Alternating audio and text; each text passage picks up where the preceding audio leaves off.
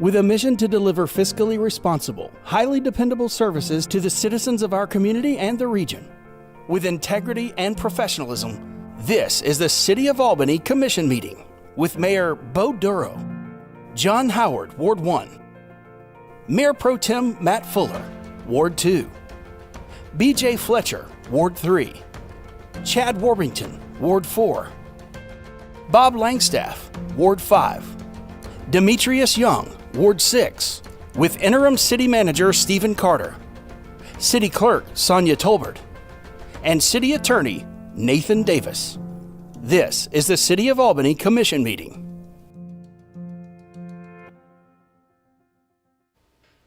Good morning. Welcome to the April 20th, 2021 work session of the Albany City Commission. Six, could we call the roll, please, sir? Ward 1. Here. Ward 2. Here. Ward 3. Ward 3. Ward 4. Ward 4 is here. Ward 5. Ward 5 is here. Ward 6. Here. Mayor. The mayor is here. We have 3 citizens signed up to speak this morning. The first is Dr. Pratt. Is Dr. Pratt with us?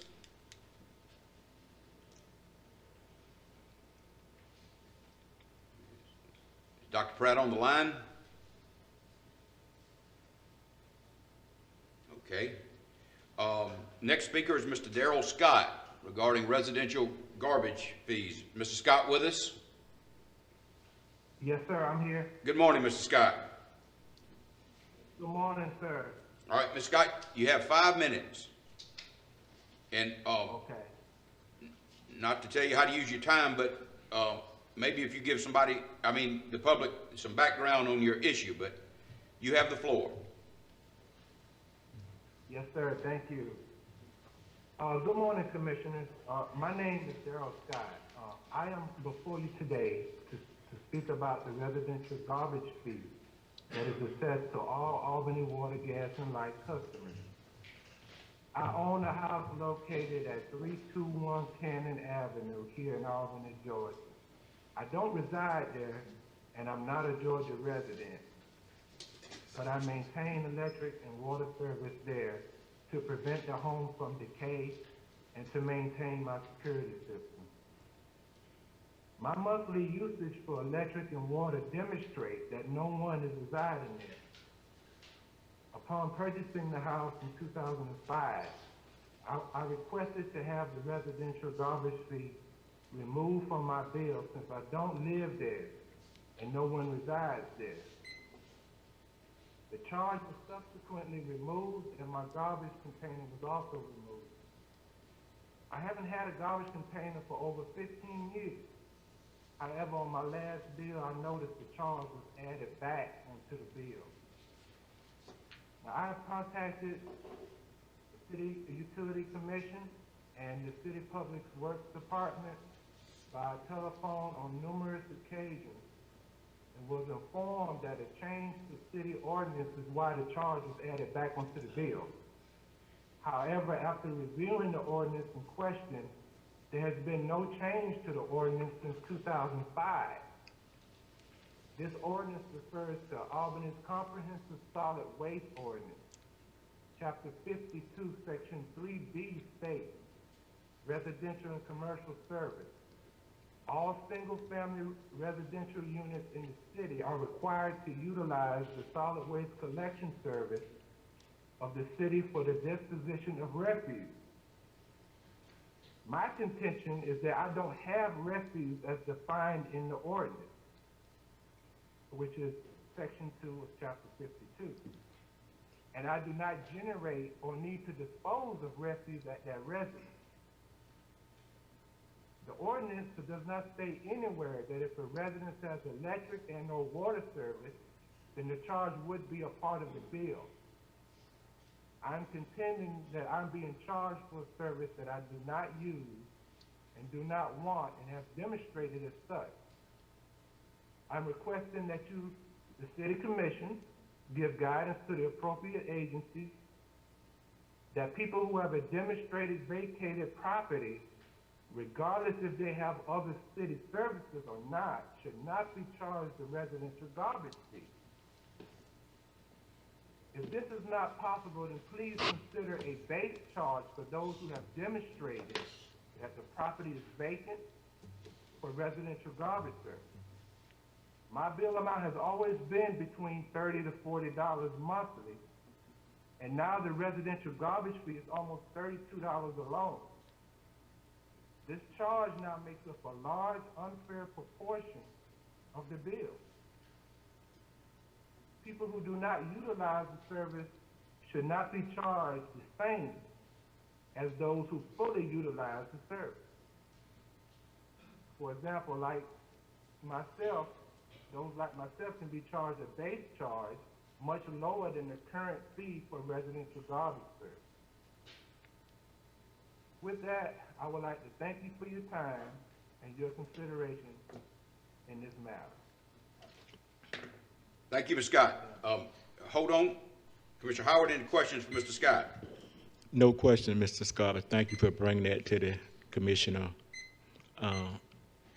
table this morning. Mayor Pro Tem. No questions. Is Commissioner Fletcher with us? Yes, sir, I am. No question. Commissioner Warmington? Yeah, Mr. Scott, so how often are you saying that you come to Albany and stay in Albany? Like how many days a month? I may come there once every 2 to 3 months, and I may stay half a day or a day just to look at the, the other properties, just to make sure that the water runs, that there's no leaks, that all the electrical outlets are running, and that the yard is, the yard is up to code. So I don't come that often. Okay, that's it. That's it, Mayor. Thank you. Commissioner Langstaff? No questions. Commissioner Young? Yes, sir. Thank you for Mr. Scott. I appreciate you also giving me a call.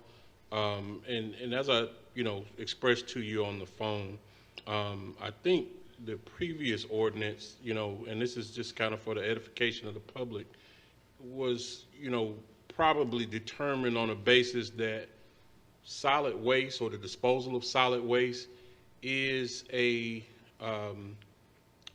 joint effort of the city, and we have to have that responsibility. I understand that you don't have, as I said, have a residence at that particular location, but if you have services there, as you said, it stands to reason that you're going to be there at some point in time. I would also ask, let me ask you this question. When you said you're utilizing or doing yard work, how do you dispose of your yard debris? I don't have the need to dispose of it. When I do have to burn leaves, I acquire a permit and I burn the leaves. But I don't dispose of that yard waste by using, the city services. So I don't generate, that's what I'm saying, is that my contention is that I'm not generating the refuse, so the ordinance shouldn't be applicable to people in my circumstance. Okay. And if you're not, I guess, attempting to reside at that location, is there any reason why you have utilities other than just to kind of, I guess, keep the lights on? Yes, sir. I've had experience where if a residence doesn't have electric service or water service for an extended period of time, it could, cause decay of the home. And if it's off for some years and you try to restore that service, there are going to be liability issues with the city as far as, them feeling comfortable to turn those services back on. Due to that, the wires are old, they haven't had power in them, for years on end. So I maintain that service there just to maintain the electrical and the plumbing inside of the house. And also I have a security system as well that that I utilize that requires, electricity. So, And do you have any, I guess, what are your plans for the residents in the future? my plans are to possibly be able to rent the property out. If not, I may one day in the future decide to reside there on a permanent basis, but, that has not, been the case for the last 15 years. And, like I said, I haven't had a garbage container since 2005. So I haven't had one in 15 years. So I hadn't even been able to utilize the service anyway. So it's been demonstrated that they're not coming to pick up the refuse, and there is no refuse to speak of because I don't generate any while I'm there. I'm not there long enough to generate it. Like I said, I'm only there maybe 6-7 hours every 2 or 3 months. So I'm not really there like that, but I keep the power on and the water running to maintain the structures, the piping and the electrical wires in the home. Yes, sir. Well, let me ask this question to Mr. Davis. If you can recall the time when this ordinance was produced, was it in reason to believe that we were looking at solid waste as a collective service of the community and not necessarily doing it by utilization, whoever was going to use it? Yes, sir, that's exactly correct. The potential problem would be you might have individuals who decide they want to transport their own waste to the landfill or whatever, and I'm sure Public Works could explain it better, but I think there are a lot of federal regulations. You have to be able to trace where your garbage is being dumped, and so that's why everybody gets a garbage can and has to pay for it. Thank you. That's it, Mr. Mayor. Okay. Well, Mr. Scott, we appreciate it. Did you get my letter? No, sir, I haven't received any correspondence via U.S. mail. Okay, well, if we could, Mr. Davis, could we just have some background after the meeting? Let's get sort of a short memo. I think this is a change that was implemented in the last year. And, I certainly know that at least one member of the utility board had asked the city manager whether there could be some exceptions. And we hear from Mr. Scott, I think a commissioner has also has raised that issue. What I think a realistic proposal might be to have a base charge, as Mr. Scott has mentioned, where you have a demonstrated vacant building. That might be some concession we could make without, I think if you start accepting people, you're going to have the same thing as we had before, and that's one of the reasons we implemented it, is that some people just chose not to have garbage collection. Well, they were disposing of the garbage somewhere, and so could we get that, Mr. Davis? Yes, sir. All right. Thank you, Mr. Scott. Mr. Mayor. Okay, thank you, sir, for your consideration, and, those ideas are greatly appreciated. Thank you. Well, actually, that was your idea, but Right. yes. Right, but, you putting it forth, Okay. Thank you. Commissioner Howard, did you? No, Mr. Mayor, this question to you. I have a similar situation in my ward. There's a young lady that she stayed in a trailer, but she has a house that she has the lights on, and it's been almost 30-some years she has not had garbage at the house that is vacant, but she's being charged because she got the lights on, but she does not have a garbage can, so she's being double billed twice. Okay. Well, Commissioner, I think that's something we can look at. Is that right, Mr. Davis? Yes. Thank you. Okay. Next speaker is Mr. William Wright. Mr. Wright, good morning.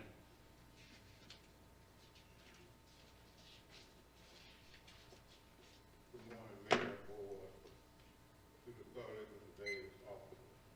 This presentation is about equal opportunity and what the law requires.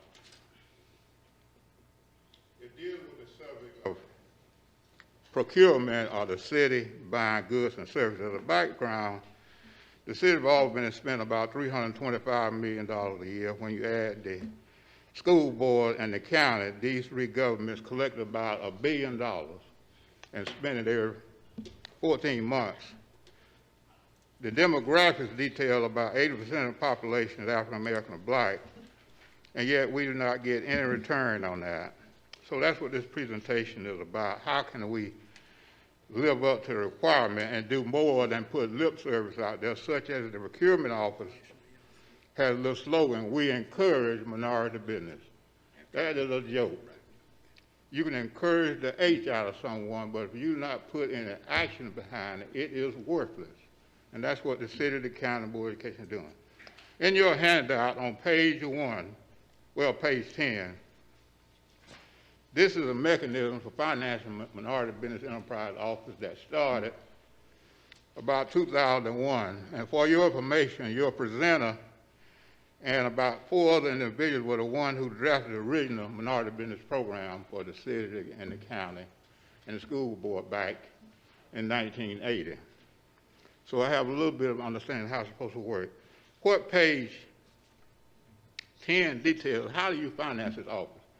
You have various scenarios of which go from 1/4% to a full 1% that would generate about $600,000 from just the interest on the SPLOST funds. That's how we could finance the office. The office would be located in this building on either suite 240 or 260 that are vacant. Well, if you look at page 11, shows what happened. Back in 2004, we gave a company called BBC, actually it was 2007, but they reviewed the years 2004 to 2007, a purchasing made by all 3 local governments, ATI, and then we pretended that Water, Gas, and Light was a separate legal entity, which it was not. So actually that was 5. There were 75,000 contracts, $300 million. Over a 3-year period, and at the end of the day, African American or black-owned businesses got 0 to 6, less than 3%. If you calculate that out from the $300 million that was spent, that means that $8 million over 3 years, if you subdivide that for the 3 years, that's $33 a year for every African American in the city who paid the bulk of those taxes. That's what that shows. Well, if you look at page 12, it goes on to explain further what the details were.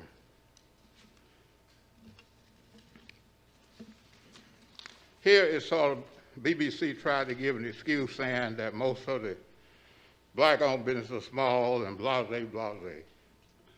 But at the end of the day, you could go to Las Vegas and play the crap table and do better than coming up with 2.6% out of $300 million. It's all like trying to launch a space show with a book of matches. It is just not going to happen. Well, that's what page 11 details and shows us about that. If you look at page 12, more to be done.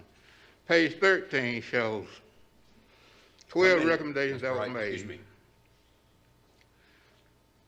And page 14 shows that we all look at continuing raise nutrient measures, discontinue the self-performance. Page 15 has recommendation 5 through 7 that tells us we need to revise bonding requirements and redefine what constitutes small business. The SBA describes a small business as someone who's generating $17 million a year on average over a 3-year period. Well, we need to redefine that from $17 million to $750,000. Well, let's look at page 15. It tells us in order to stop discrimination, we need a small business provision just for small business. Page 16 deals with recommendation 8, 9, and 10. And then when we go to Page 17, eliminate good faith. Thank you, Mr. Wright. Any questions, Mr. Wright? Mr. Howard? Thanks, Mr. Wright. Just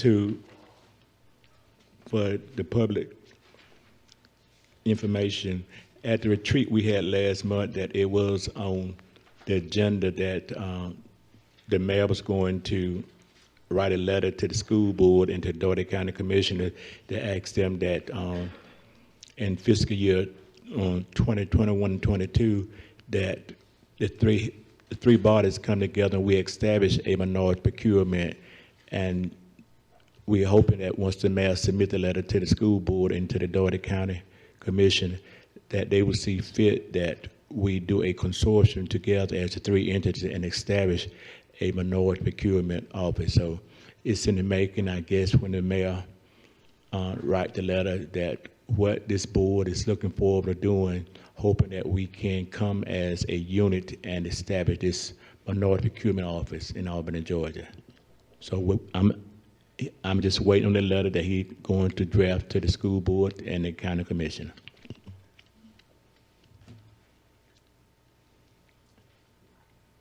Pro Tem, any questions? No questions. Mr. Fuller? You talking about Fletcher? I'm sorry, Commissioner Fletcher, I'm sorry. That's okay. Yeah, a couple of things.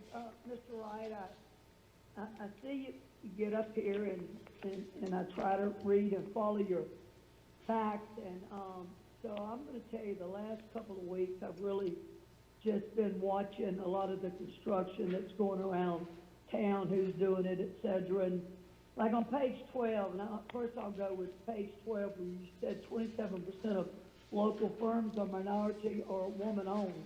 Well, the stat shows that number's a little higher at 34.7. And then I called Ms. Fields to see if we are having minorities that's bidding on, and the two of the biggest contracts that come to my mind now is the bus station, and it got delayed because of a complaint that you submitted, and I believe that we were found that we were in compliance. And the airport, and you know, the two people that bid on it. And then I asked Ms. Fields, did we have minority-owned businesses that even come to the table bidding on these contracts? We do, Mr. Wright, but it seems like a lot of them are from other areas. And the office that you want to open, and you know, we did talk about it in the retreat, as Mr. Howard said. How will that work? Do you get commission off of minority-owned businesses that are rewarded these contracts, or what would be the main focus of that office for you or for the community? Well, Commissioner Fletcher, I'm not quite sure. Maybe the acoustics, but I could not clearly understand. But it appears you're asking what would be the benefits of the office. Is that what you're asking? Well, yeah, I think, yes, sir, that was part of it, and it might be the acoustics, but that was part of my remarks. Okay, well. How will that help us get the local minority-owned businesses to the table? Because I seem to think sometimes that is your main concern, is local, because we are, according to our procurement office, we are getting minority people to bid on these contracts. They just aren't local. So that's what I was mainly wanting to see, what your vision of having an office, how will it help this community? Well, one of Commissioner Fletcher and other commissioners, Mayor, Mr. Davis, one of the things that the BBC research study indicated was to focus on two things. The first thing was to eliminate all the other acronyms, labels, and focus on economic disadvantage, meaning one who would fall under the category of having a personal net worth of $750,000 or less, and the average annual income would be less than $500,000 over a 3-year period. So you redefine what constitutes small, and focus on economic disadvantage. And in the presentation before you today, there are 2 slides, I think it's around 117, that details when a local firm gets a contract, 94% of the dollars remain in the community in which they serve.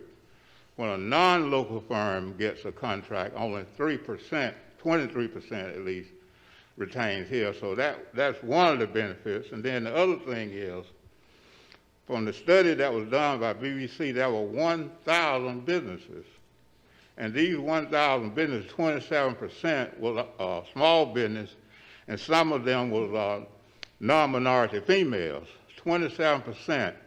And of course, they still end up with 2.6% of the work because of systemic discrimination built in the system by the city and the consortium, which means that you have to change the way you handle it. The first thing you need to understand, for example, about the airport, the transit station, Georgia DOT may have cleared you, but the federal government has not. So we're already dealing with that. Now, the thing about this, you have to bring people to the table and you have to make the playing field level, which means that we should have the same opportunity. You cannot put these roadblocks in place with requirements that are ridiculous. The things such as the recommendation made was look back at bonding, how bonding is done. There are several ways of innovative issues that can be done with changing the bonding. And also, when a general contractor gets a contract, he or she cannot go out and shop and put people on their list as subcontractors and then self-perform the work and have these fronts. That is, they'll put the business in the name of African American or black, or in the case of non-minorities, they'll put the name of the business in that of the white to kind of double dip and defeat the purpose or undermine the purpose of the program. That's what the BBC study showed. How can 27% of the businesses only end up with 2% of the work? That is crazy. Mathematically, it's just not going to happen. It's no different than you going to Vegas. You come out with better odds going to Vegas than end up with 2.6% or $33 for every African American in this community who paid the bulk of the taxes. So that's the systemic discrimination. It means we have to eliminate that. Let me give you a practical example. Back in 1982, the city had a gentleman here named Tom Dykes. Tom Dykes was the purchasing director. We met with Tom Dykes, and you know what Tom Dykes said? He said, William, I cannot find me no minorities. I cannot find me no minorities. So I asked Mr. Dykes, Mr. Dykes, you either were not looking for them or you not know where to look. It's one or two. You could not find minority business. See, Mayor and Commissioner Fletcher, the thing is, if you look on page 17 of your handout, the city of Albany spent $50 million on that day in 2018. Not a single African American business on there. This was 2018. Look at it. You spent $50 million. There are 5 black electrical companies, and you gave the work to Albany Electric. Did not put any requirements on it. Look at it. Now, if that's systemic discrimination, I found 4 pages in the last 5 years where you spent $40 or $50 million because you have splash dollars. Who you think paying those splash dollars? But yet we get no return, and then you say, you're not coming to the table. Well, you got all these roadblocks. But look at page 17. If you look at today's agenda, Roman numeral 6, $1.2 million of contract. No black business on that. Coming from splash dollars. So when you do all these things, but how could you, as a commission, vote on $50 million worth of contracts in the community? If somebody should have asked why, the mere fact that there are none there is indicative of discrimination. If you cannot find a minority business in a community with our demographics, it's got to be roadblocks and intentional discrimination. So that's what we are bringing to your attention to help you clarify and put in place with the minority business program. That's on page, I think, 122 to 125. We already have given you the ordinance as proposed. We've given you the funding source. So we need to make it happen. You cannot continue. See, I listened to all these people talking about that was a steal with the presidency election on January 6th. If anyone can make a case for stealing when you're 80% of the community and you don't get anything out of $50 million for contracts. Thank you, Mr. Wright. Any questions, Commissioner Well, Warburton? wait a minute now, hold on, I'm not rude. You know, two things, Mr. Wright, you know, when we're dealing with federal funds, and you know this because this has been part of your life as an accountant, DBEs must be certified and no local preference is required when federal dollars are used. And I have tried to research minority-owned companies in this community that could possibly bid on these contracts. And can you name, you don't have to do it today because I realize we've got an agenda ahead of us, but can you help me come up with 10 companies in this large community that's 34.7% minority-owned out of the 71,000, out of the 7,000 businesses we have? And if you could help me with 10, I would spend my time and what small contacts I have to see why we can't get them to the table. But I promise you, Mr. Wright, I talked with Harry James doing very well after he stepped out and bid on Sirius. Very well. So if you could help me come up with that list of 10, which it seems like every commission meeting we get accused of not being fair or not reached out or not making it where these people can come to the table. You help me come up with a list. We'll go together. We'll do whatever you want. And I'd like to ask them why they are not bidding on these dollars. Thank you, sir. That's it, Mayor. Commissioner Fletcher and Mayor, it's important. Commissioner Fletcher raised a question about the DB program. We've been doing these workshops all over the city and the county for the last 2 months. The DB program works differently from other programs. It requires certification. That is what we have been teaching at these workshops.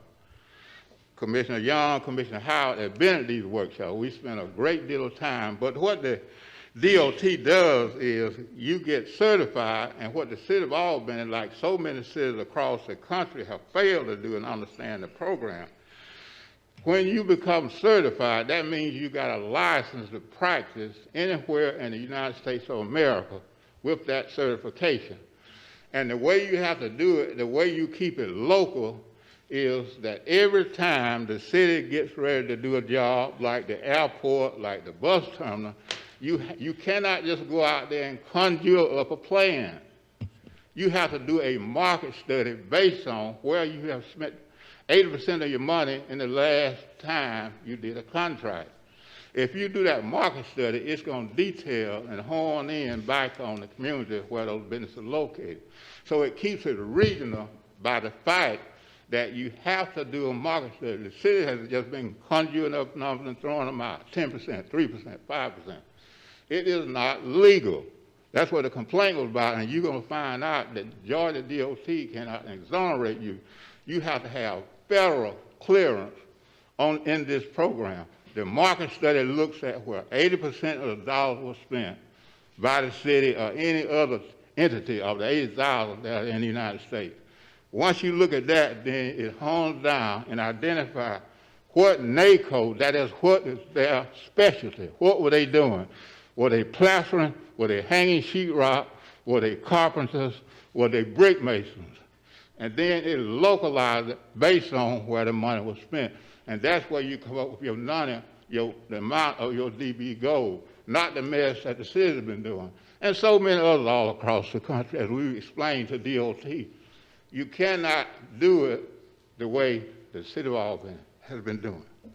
Thank you, Mr. Wright. Anything else, Commissioner Fletcher? No, sir, but again, if he would, help me come up with 10 companies I'd like to see and talk with them off the commissioner's dime on how many people got certified during this 2 months of workshop and nothing else, but thank you very much, Mr. Yes, sir. Wright. Commissioner Warmington, any questions? Yeah, Mr. Wright, so do you believe in Albany there are successful businesses, both minority-owned or not, who just choose not to do business with the city of Albany for various reasons, but they're successful and they make a profit every day and they put food on their table? Is that possible? Well, as a That's practical matter, that's just a yes or no question, Mr. Wright. You think that there are businesses out there that just don't want to do business with the city of Albany for various reasons? yes. Okay. So I would submit to you that I know of some very successful minority businesses, and it's not a critical thing about the city of Albany. It's just, it's a challenge. And so when you throw out a number like, I don't know, 3 billion or whatever number you mentioned, in the grand scheme of the Albany economy, the city of Albany is a very small sliver of the pie.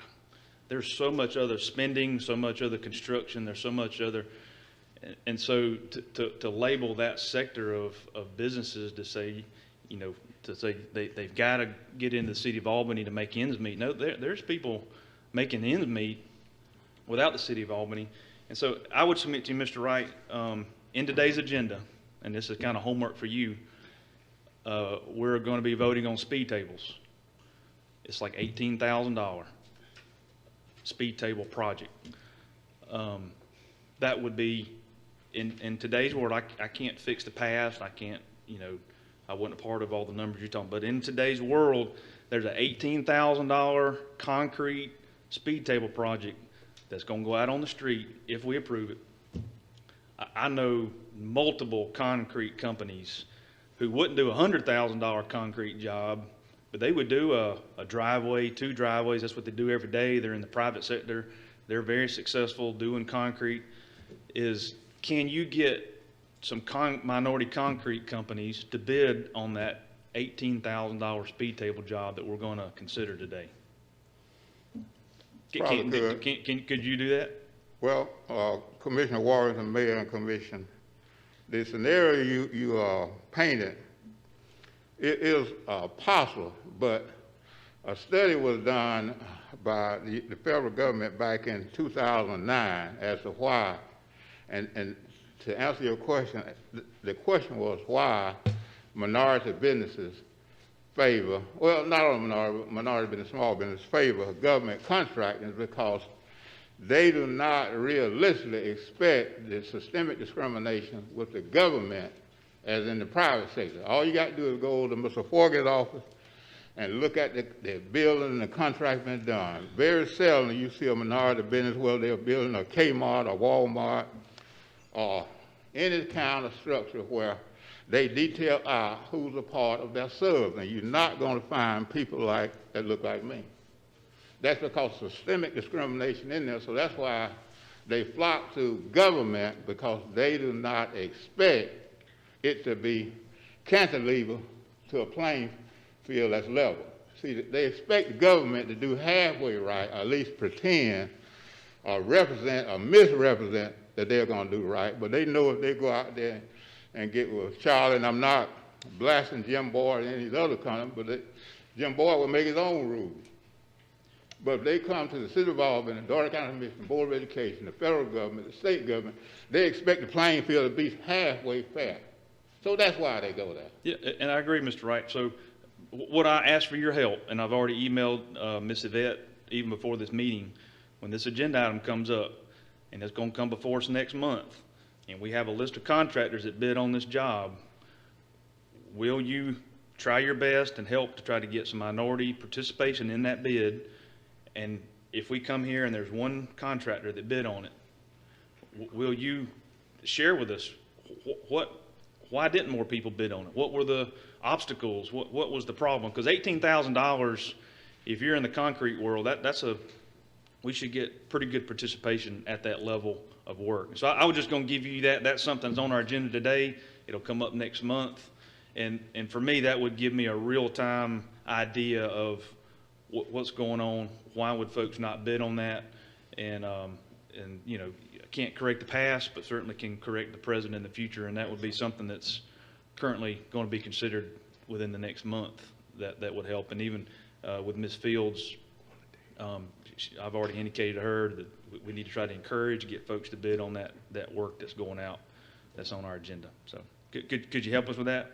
We will help you, but Commissioner Warburton, we have to do more than put lip service and encourage somebody. Mr. Wright, I'm not giving you lip service. I'm asking for your help on this one item. And you know, just this would be great in today's current environment if you could help with what's going to happen in the next few weeks. Right, and you need to realize, you all not giving me a nickel to do the DB workshop.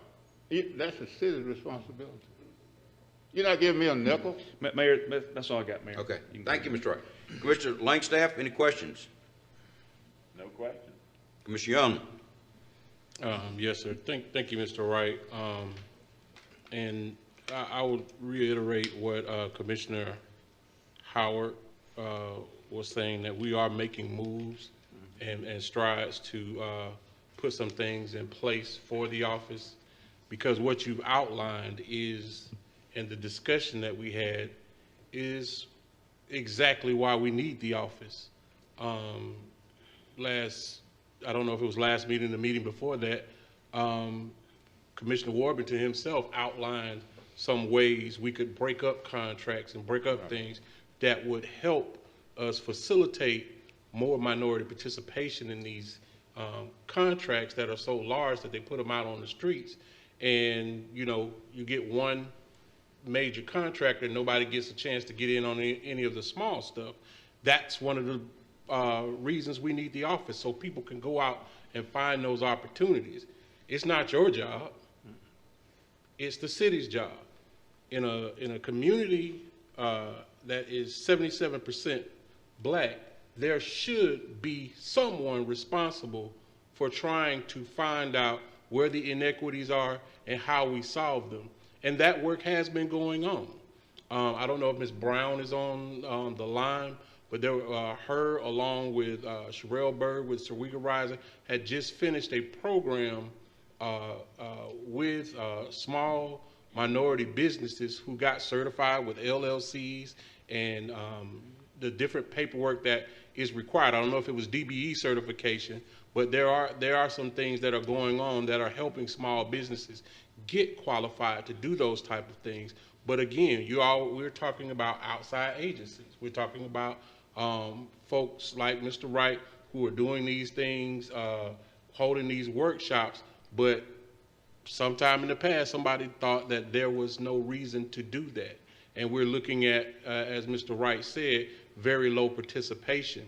We have to go out, make sure these businesses are certified to do business, and be intentional about it. That's what Mr. Wright is talking about. He's not talking about, oh, you go do it and find those people. It is our responsibility as a city to do that. That's what the money said, and it's for no other reason than this.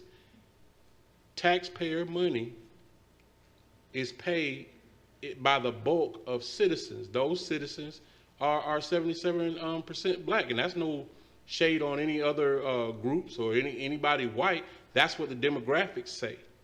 And we should be trying to intentionally find that. I'm sure there are some businesses who don't want to do business with the city, and that's okay. But we still have a responsibility to do what we can to make those businesses who do want to do business but may not have those qualifications to get qualified. We've already been doing that. Those are the things that we have outlined, but we as a commission have to say, okay, this is worth doing. It will change our economy. It will change us from a 33% poverty rate. It will change our city if we find the political will to do that instead of finding somebody else to be responsible for doing that. Thank you, Mr. Mayor. Thank you. One thing I need to correct, Commissioner Howard said the letter was going to have to do with reopening a DBE office, which is Mr. Wright's request. The letter is actually it will be requesting participation in a disparity study, which, and then one thing I would ask Mr. Hicks, Mr. Wright has provided excerpts, I think, in preparation for this, if we could retrieve this BBC report in its entirety and circulate that to the commission. Ms. Wright, appreciate your presentation. Well, Mayor, the BBC research is 300 pages, and 150 pages there are just a BS, so. Okay, well then, could we just get the executive summary? Yes. Okay. Thank you, Mr. Wright. Dr. Pratt?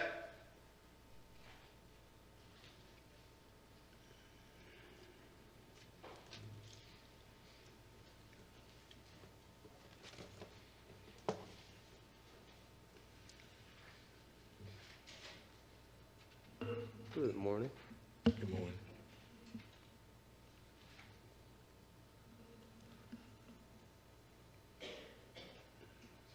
Good morning. You ready? So good morning. Today, I'm actually here to kind of piggyback off of what Mr. Wright is talking about, dealing with systemic and systematic racism in the city government. Next slide. Next slide, please. So one of the important questions that we have to ask ourselves when dealing with anti-black systematic racism is, do Black lives matter fundamentally? And even further, is it only that certain Black lives matter? Do rich Black lives matter than poor Black lives matter? Do formerly incarcerated Black folks not matter as much as folks that have never been in jail? How are we considering Black people's lives in a city like this one, given history of oppression and Jim Crow and all these factors that still impact us today? Next slide, please. So we also have to understand Blackness, right? We have to understand that Black people aren't homogeneous. We are different. We have different expressions of self. But Blackness is a product of social facts and structures, right? It shapes how we move throughout our lives. There are several studies that help to illustrate this in several different ways where people have been discriminated for having Black-sounding names, LaQuasia, Jacavius. These types of names are discriminated oftentimes in employment offices, and systematic studies have shown this. Even perceptions of Black men by police officers and vice versa are tense because of aspects around Blackness. Several studies that show this. Philip Goff is an example. And then there are several studies that talks about Black hair. I've talked many times before about sagging. There are several legal studies that illustrate these aspects related to Blackness where they are result oftentimes with material, real-world effects. But on the other side of Blackness, oftentimes, people often use tokens to illustrate some sense of progress. For example, Obama was a Black man and he became president as a sign of racial progress. While we understand that levels of wealth and income, there's still disparities that persist and there's still work to do. For another example here in Albany, voting with Commissioner Howard in some instances, say, using him for an example with sagging, voting him with sagging because he's an older Black man, while voting against him when it comes to alcohol licenses. And we can talk a lot about that as well. There's some other examples I can go to as well. But the lesson overall is that oftentimes insight is not expertise. Next slide. So a standard definition, because we have to have definitions to deal with the problems that we have. So systemic and systematic racism, something that perpetuates complicity, aspects of culture, or a function within and associated with our government, right? So being involved in the process of maintaining aspects of culture and function in the system related to anti-Blackness. Next slide, please. So some goals and solutions, because we also always have to have goals and solutions.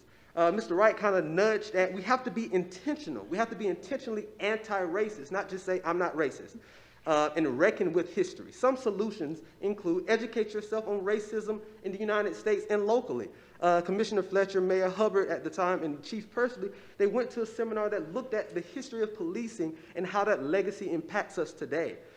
Consider the ways why you, white, Latino, Black, and other races, may be racist beyond individual stories. I coached a soccer team with Black kids on it. That's not an example of being anti-racist. That's just doing what you're supposed to do as a good citizen. So you have to look at individual ways that you are complicit in racism. Get rid of racist laws. Examples include decriminalize marijuana. A lot of people try to center this one in particular, sagging, but there are several other ones that I've discussed with this commission before and that you have to reckon with, including business, including other laws, but in particular, decriminalize marijuana and decriminalize sagging is silly. Contextualize and reckon with the past historical figures. I gave examples in previous presentations about Nelson Tiff, who we lauded as our city's founder, but it was notoriously racist. Next slide, please. The tip of the iceberg. I've talked about some of these examples in our city government, in our city commission, and how you all can actually make day-to-day steps to reckon with these factors. As easy as making a holiday Juneteenth. Several of the things that have been presented before you before by myself and others, things that you can actually confront and reckon with to make this city more inclusive and a lot better. Next slide, please. Develop new anti-racist practices and institutions, because we want sustainability and continuity. And that's what making new institutions is all about, ensuring that these factors of the past don't continue to impact us. I just snapped in the past, right? That snap still stings my finger. Your ears may still be ringing. The past still impacts us today, just like other forms of investment, and we have to actively be anti-racist. So intentionally reconsider what public safety is in this community. What is safety for the poor? Black folks? What is safety for trans black folks in this community? Create Juneteenth as a holiday, supported by the city. Make voting a holiday. 1 minute, Dr. Pratt. Thank you. Support initiatives at Albany State that focus on studying and examining the issues related to justice in a community as the capital of the Black Belt, using the work of folks like W.B. Du Bois that came here to study blackness post-Reconstruction and how we're still limited by factors of the past. Next slide, please. So, you've probably seen these quotes before. On the left side, you see Nelson Tiff, who was the founder of our city, right?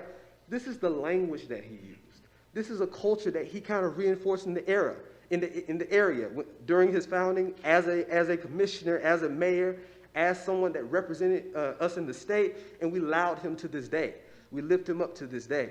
Same thing with people in the 60s, Pritchett. And even today, people that we raise up and listen to closely use these same kind of statements. But Du Bois illustrates it well how the past still impacts the future. In my own research, in my own work, published work, you can see the continuances of how the legacy of lynching has impacted us today.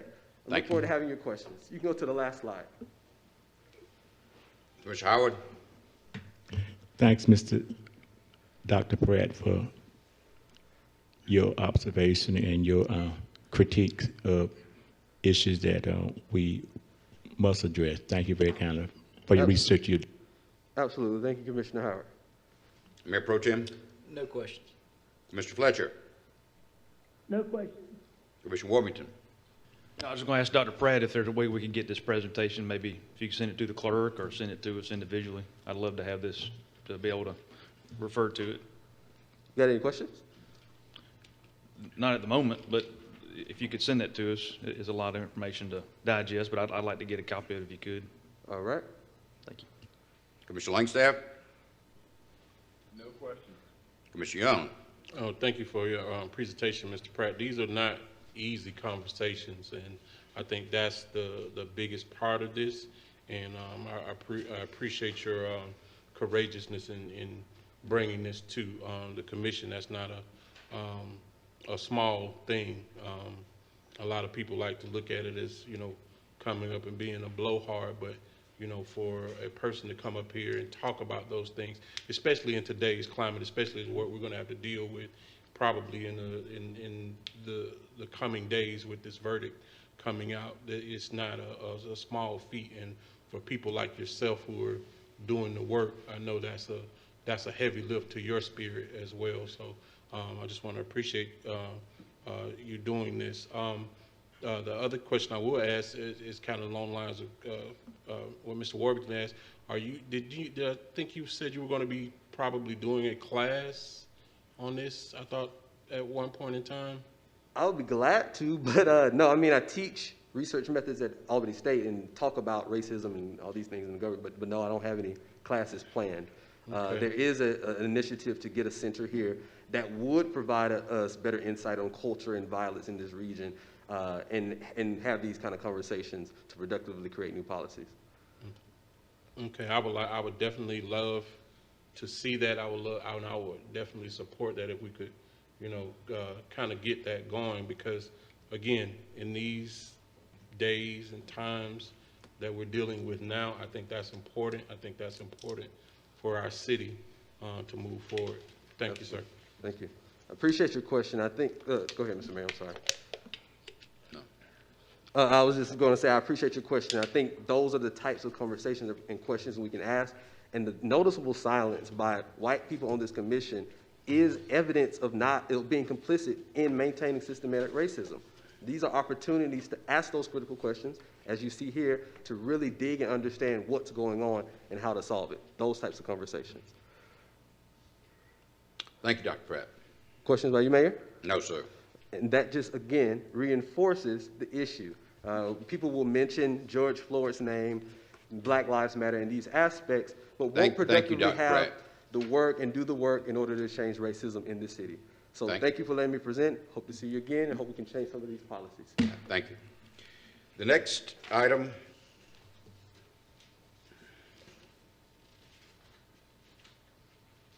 a request to rezone 525 West Fifth Avenue from C5 to CR.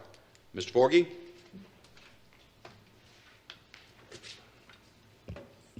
Good morning, Mayor, Commissioners. I believe we have a presentation. All right. This is a request to rezone a property at 525 West Fifth Avenue. Here you can see the location. It's on the southwest corner, more or less, of Tift Park to the northwest of Phoebe Hospital. The request is to rezone a 0.241 acre parcel from C5, which is Office Institutional Residential District, to CR, which is a Community Residential Multiple Dwelling District. An approved rezoning and subsequent special approval, which will be filed separately if the zoning is approved, will allow for structured housing, which is only permitted in CR or C1 districts. A re-entry program for individuals who meet prison release eligibility will be the property will be used for that, and it does not include substance abuse or mental health treatment. Records show that the property and the area to the southwest and northwest have retained their original C5 zoning designation since the city adopted zoning in 1970. The adjoining property to the north and northeast along the 1200 block of Palmyra Road was rezoned from C5 to C6, which is a transitional business district, in 1985. The adjoining property to the east has retained its original R3, which is single-family and two-family residential district zoning designation. Here you can see the subject property outlined in blue and the surrounding zoning. It's in the middle of a C5 district. There is R3 directly to the east. The proposed rezoning should be compatible with adjacent properties. The surrounding buildings are residential in character, with many used as medical or professional offices. The proposed rezoning to a higher intensity classification should not adversely affect the existing or future usability of adjacent properties, which are zoned for office, institutional, and residential uses. The rezoning should not adversely affect adjacent properties. The use should be suitable with the medical office use in the area. The current C5 designation provides an economic use for the property, which allows for office, institutional, residential uses. Information on generated trips for the proposed use is not available from the trip generation manual, which we use. However, generated trips should resemble that of a single-family residence. According to the manual, a single-family residence could generate about 9 trips per day. Access will be from West Fifth Avenue and an alley to the rear of the property. Fifth Avenue is classified as an urban collector road between the 1200 block of Palmyra and the 1200 block of North Madison. Albany Transit serves the area with stops on Palmyra. Here you can see the existing land use around this particular property. There's a mix of residences and buildings that are residential in character but used for offices, and some multifamily. Here's an aerial view of that, again with Tift Park to the northeast. The future land use map recommends commercial development for the area. The proposed CR designation is not consistent with this land use recommendation.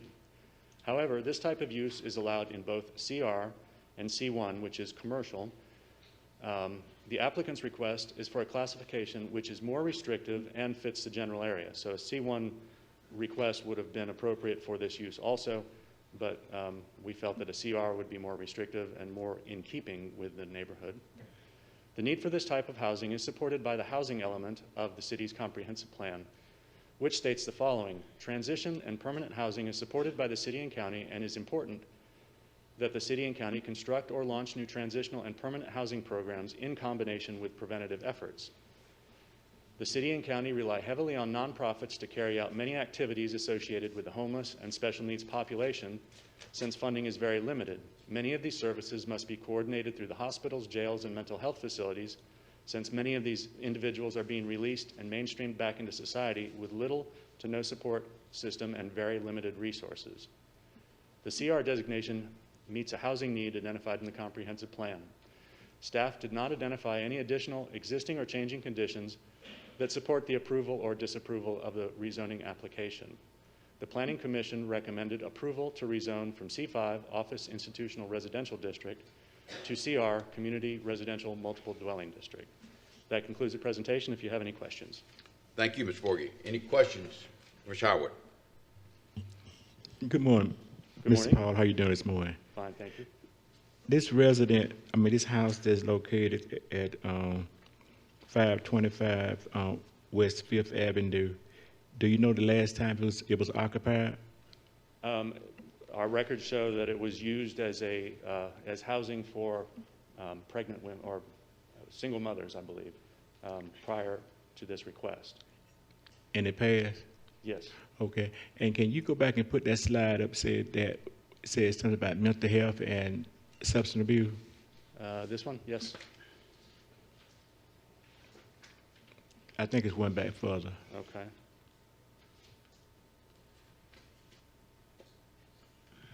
Another one. Okay. Where the word mental health and substance abuse client.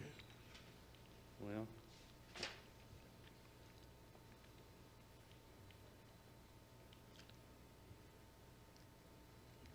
I think the mental health and substance abuse was discussed in the comprehensive plan at the bottom here. That's not what you meant? Okay, I see it right there. Okay. Is it that the number of individuals that would be in there would be a problem, or what?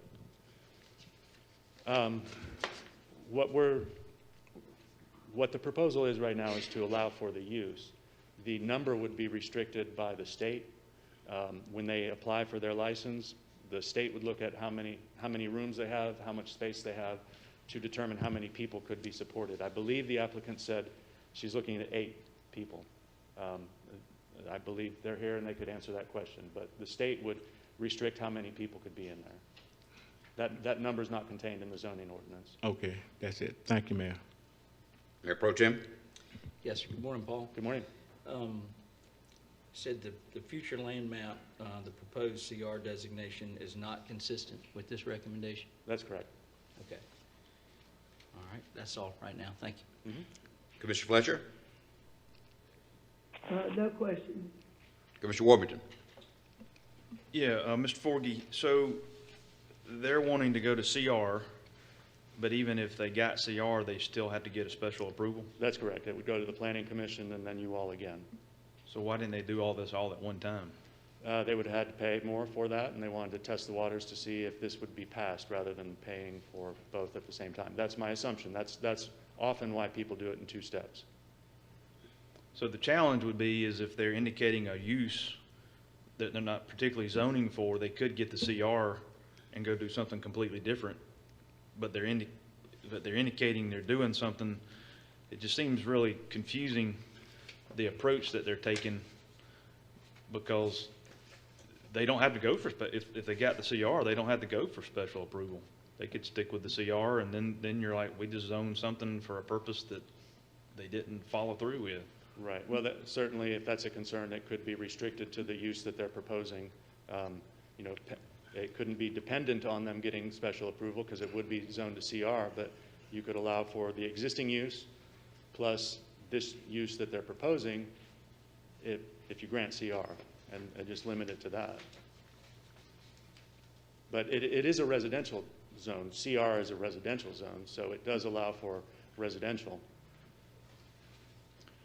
Right, but then this thing is so complicated, and then if they did that they're indeed invalidating the very reason they got the property in the first place from the city to fulfill a certain purpose. And you know. Well, I understand, but the purpose they got the property for, they knew that they would have to go through a rezoning. And so I would imagine, I can't speak for them, but they understood that it wasn't a given, so they may have a backup purpose for it if they don't get approved for this. Right. So as I'm evaluating zoning, I have to think, well, of course, part of it is, do I trust they're going to do what they say they're going to do? But also you have to look at what else could they do. So if we gave them CR zoning and then they stopped at CR, they also could do family care homes there, which doesn't require special approval. They could do child welfare. They could do various other things, even beyond what they're talking about doing. Right. And so it almost comes to the point of, I don't know if you remember the conversation we had about the Deerfield zoning recently. You know, the whole thing about zoning, that they were trying to get a sign, but in fact, the zoning they were going for would allow them to have a drive-through. It's like, of course, Deerfield's never going to have a drive-through, but that's the kind of things you got to consider when you open up Pandora's box to zoning. Is we're not just talking about this one thing they're wanting to do. We're actually opening up Pandora's box of numerous things they could do that we're not even considering and wasn't even talked about in this matter here. Right. And as I said, it could just be conditioned to only allow for what they're proposing if it's zone CR. Yeah. Okay. All right. That's it, Mayor. Thank you. Thank you. Commissioner Langstaff? No questions. Commissioner Young? Yes, sir. Could you go to the second to the last slide? Well, this one. Okay, staff did not identify any additional existing or changing conditions that support the approval or disapproval of the rezoning application. I guess I was just trying to get an explanation for the kind of ambivalence in that statement. In the documents that we review, we didn't, and the land use trends that we're seeing, we didn't see anything that really had much evidence to support approval or disapproval. So in our objective review of the information that we have, we didn't see anything that to bring forward to you all to make your decision from. Okay, so you all made the ultimate decision to approve based on? Staff recommended to the Planning Commission, who made the decision to approve. Yes, they voted to approve this. Okay, you all made the recommendation for approval. Yes. Okay, I'm just trying to square that with this statement, which didn't identify any existing changes that support approval or disapproval. Or am I talking about something different? Well, these are in addition to what we did put in the report. We didn't find any additional information that would support one or the other. Okay, okay. So, additional information, I got you. Right. Okay, all right. That's all my questions, Mr. Mayor. Thank you, Mr. Porgy. You're welcome. If I could address the commission for a minute. I think we have 17 people signed up. And Mr. Talbert told me that previously at a public hearing, the commission allocated 3 minutes instead of 5 minutes as we do for speakers. But what I have done previously, I was unaware of that. In public hearings, I allowed people to speak for 5 minutes. And that was my intention today, unless the commission wanted to limit it to 3 minutes. What are your thoughts on that, Commissioner Howard?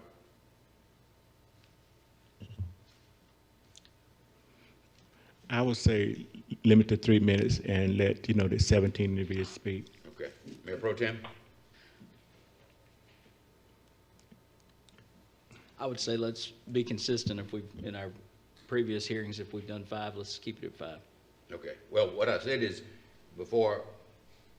previously, it was 3 minutes, but since I've been here, I've allocated 5 minutes. So you can say Right, that's 5 what I'm minutes. saying. Commissioner So- Fletcher? Yeah, let's keep it at 5. Well, I think we could also do a show of hands. You got 17 people there. It seems like you would have some for and some against, and maybe we could just have representatives or either do the full 5 minutes. Okay, so full 5, but obviously, I mean, if some residents decide they don't want to speak, that's their prerogative, but, Commissioner Warburton? Yeah, I'd be in favor of keeping the 5, and just, Okay. I know citizens will keep their comments as. All right. Commissioner Langstaff? Keep the 5. Okay. Commissioner Young? Keep the 5. Okay, that's what we'll do. And I have 2 lists, Mr. Hicks, is, Ms. Battle's name is actually the first speaker on both of them, but is this list people who would appear remotely? Yes, sir. Okay.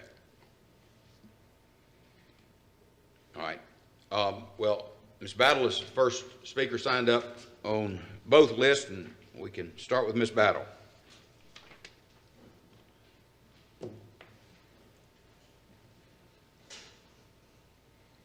Good morning, everyone. I am Brenda Battle. I'm a resident of Rawson Circle. My address is 1233 Rawson Drive.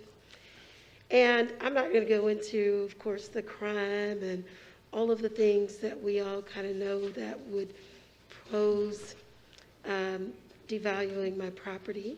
I'm going to let my other neighbors do that. But I am a resident of Albany, Georgia. I was born and raised here. I was born in CME.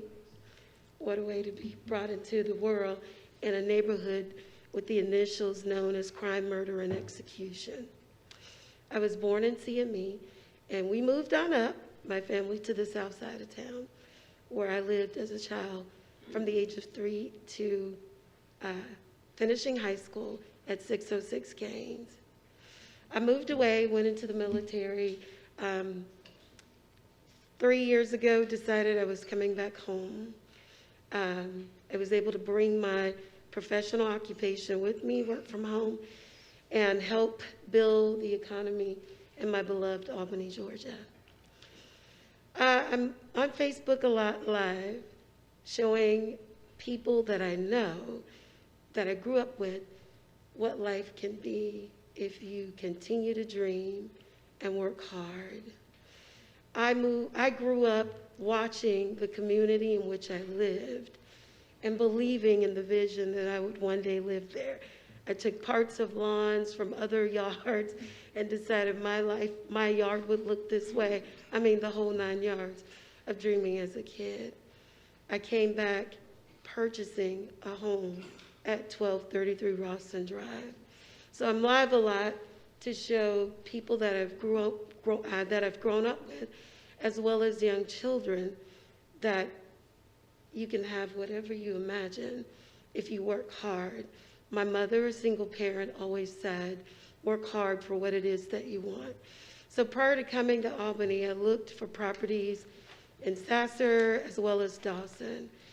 And I used Homes, I think it was homes.com or something. And I saw I wanted a traditional home, like the ones I dreamed of as a kid. And Dawson was the place that I looked. And I was heartbroken when I actually went to see the properties. I mean, I wasn't here at the time, and wondered, why are they so low? They're basically giving these beautiful homes away.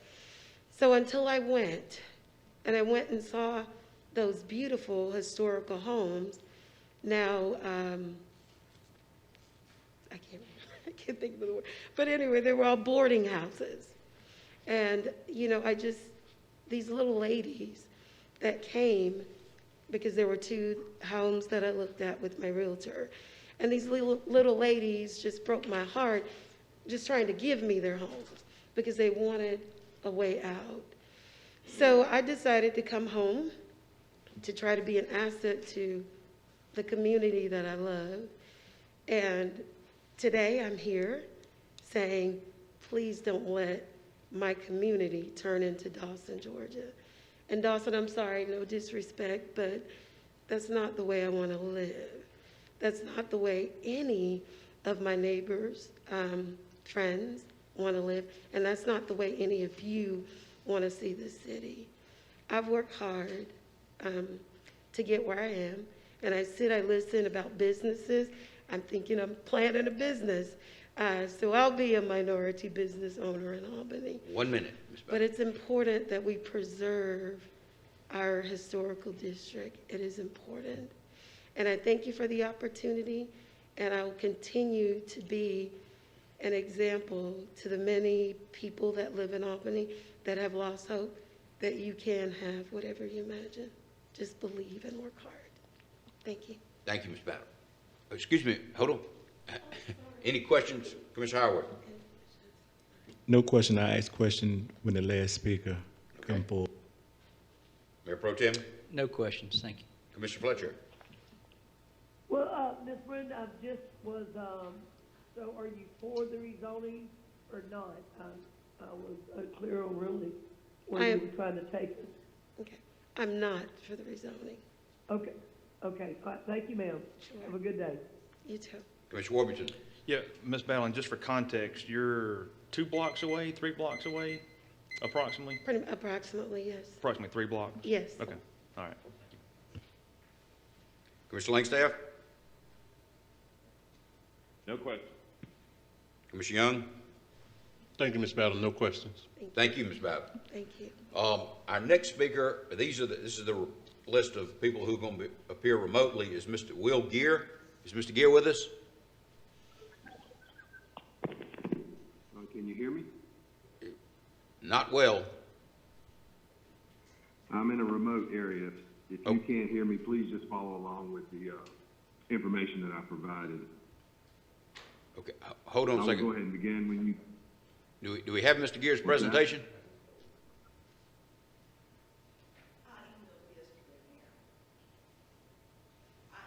Okay, so we don't have it on the screen. No, you should ask if it could be just handed out. Okay. All right, Mr. Gear, you have the floor. Do you have it in front of you? No, sir. I guess All right. those of us who have Mayor. our laptops have it. Mayor, Yes, ma'am. it was emailed to everybody yesterday after we received it. But I understand, but I think Mr. Gear asked if we had a hard copy in front of us, or some of the commissioners have their computers. I guess they have it. Is that correct? Yeah. Okay. Actually, we did send it to IT to put up on the screen. Ma'am? We sent it to IT to put up on the screen as well. Okay. Does IT have the presentation? No. Okay. All right, Mr. Gear, you have the floor. All right, I'll go ahead and begin. Sorry if you can't hear me, I'm in a remote area. Good morning, my name is Will Gear. I live in Rawson Circle. My home was built in the 1950s. My office is in Rawson Circle. It's actually at 522 Fifth Avenue. My office was built in 1927 when Rawson Circle was just a dirt road, and there are pictures to show that. I own numerous other properties in the historic district. With the help of friends and clients, I perform much of the restoration on these properties that I own. I do it myself. My investment in the historic district, the Rawson Circle, is based on the intrinsic value of the properties, but it's also based on the economic investment that I make. As you know, it is often difficult to make the economic restoration of these older homes make sense unless you're willing to put a lot of your own sweat into these properties. As Albany and Daugherty County are experiencing little economic appreciation that would go to an investor. How much more oppression can the tax base absorb? How much more blight can this town digest? How much more property devaluation can the citizens of this town endure? How much more encroachment upon historic Rawson Circle can the residents take by the decline of properties all along the fringes of historic Rawson Circle? Now, I have included in here, and I'm not going to read all of it, but it's from the City of Albany Code of Ordinances, because I think that was important to understand exactly what the Albany Daugherty Planning Commission is supposed to do. If you look at it on the second page, it says, it shall be the function and the duty of the Albany Daugherty Planning Commission subject to the direction and control of the respecting governing bodies, that's the city and the county, to make surveys and studies of existing conditions and probable future developments, to prepare such plans for physical, social, and economic growth, as well best promote the public health, safety, morals, convenience, prosperity, general welfare, efficiency, and economy in the development of the city and the county. And then if you skip down to number 3, it says prepare and recommend to the respective governing authorities of the city and the county for adoption regulations and amendments thereto for the subdivision of land within the political subdivision of the respective body. And as we all know, this function and responsibility of the Albany Doherty Planning Commission shall be advisory only. Now, this is important because if you take that tone into consideration of rezoning, you have to think about the general welfare and health of the economy. More than 24 individuals attended the Planning and Zoning Commission meeting to object to the rezoning of 525 Fifth Avenue, Albany, Georgia. More than a half dozen, including myself, spoke at this commission meeting against the rezoning that would allow ex-convicts to be housed in the historic Rawson Circle neighborhood. Personally, I was astonished that a commission appointed by the county and city elected officials, which should, according to our own code of ordinances for the city of Albany, best promote the health, safety, morals, convenience, prosperity, general welfare, efficiency, and economy in the development of the city and the county. This I'm quoting again from the Planning Commission's duties and responsibilities. Yet it completely ignores the desires and wishes of the voters and taxpayers of the community by issuing a 4-3 vote in support of the rezoning. I can only think that the 4 voting against the will of the community voices represents the ever-present woke culture that is destroying our nation. Does the safety and general welfare of the community not matter to those individuals you have appointed? My office is at 522 Fifth Avenue, and it has a direct line of sight to the property that is the subject of the rezoning. My office and my staff have been there for 3 years. 1 minute, Mr. Gear. There has been discussion that this house was used for unwed mothers. Through open records request, I obtained information this house provided a haven for unwed mothers through a self-submission by the tenant. However, I can tell you that I have never once seen females coming and going from this location in those 3 years. All I've ever seen at this location is a male in his 20s with dreads and wearing saggy pants and a goat in the backyard. That is correct, a billy goat. The goat was not an aberration. The unwed mothers were an aberration. Now, we are before you pleading for you, the elected officials of the city, to protect the safety and general welfare of the community, specifically historic Rawson Circle. Doherty County is a county with literally hundreds of active parolees roaming the city. Compare that to Lee County with as few as 30 parolees in the county. The Doherty County jail inmate population consists of hundreds of violent offenders. Thank you very much. Commissioner Howard, any questions? Mayor Pro Tem. No questions. Commissioner Fletcher. No questions. Commissioner Worthington. Only question, Mr. Gear, so for context, your office is directly across the street from this property, is that right? I am at a slight angle from the property, but I can see into the backyard of this location very well. Okay, all right, thank you. Commissioner Langstaff. No questions. Commissioner Young. No questions. Thank you for your comments, Mr. Gear. Thank you, Mr. Gear. Out of turn here, Mr. Forgy, do you know what the relationship of this organization is with the organization that is supposed to be operating a house for unwed mothers? It's the same. The current owner is the applicant, and they have operated that program in the past. Okay, so we can ask the owners whether or not, how long it's been since they've been operating. Okay. That's correct. All right, thank you, sir. Thank you, Mr. Gear. Next speaker is Ms. Julie Miller. Is Ms. Miller with us? Ms. Miller texted me a moment ago and said that she'd not received the Zoom access. Okay. Mayor, we're getting that straighten out. If you'll come back to the rest of that group, I believe, for some reason they didn't get the credentials, but if you'll start with the Okay. people in-house, you can have that. All right. On the list of people who are present, Ms. Nakuria Alex, is that correct? Ma'am? Inkara.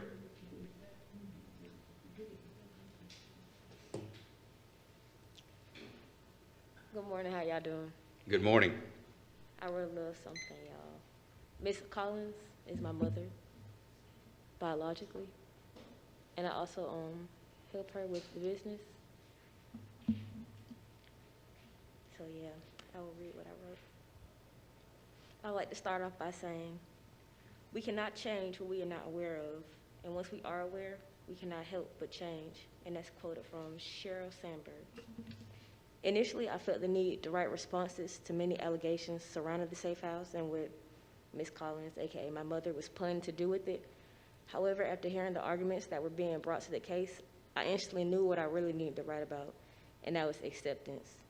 Change can come in many forms and shock many people no matter what age they are or where they are in life, so it's understandable for emotions to run high and opinions to be said, but I would just like everyone to keep in mind that these are human beings we're speaking on.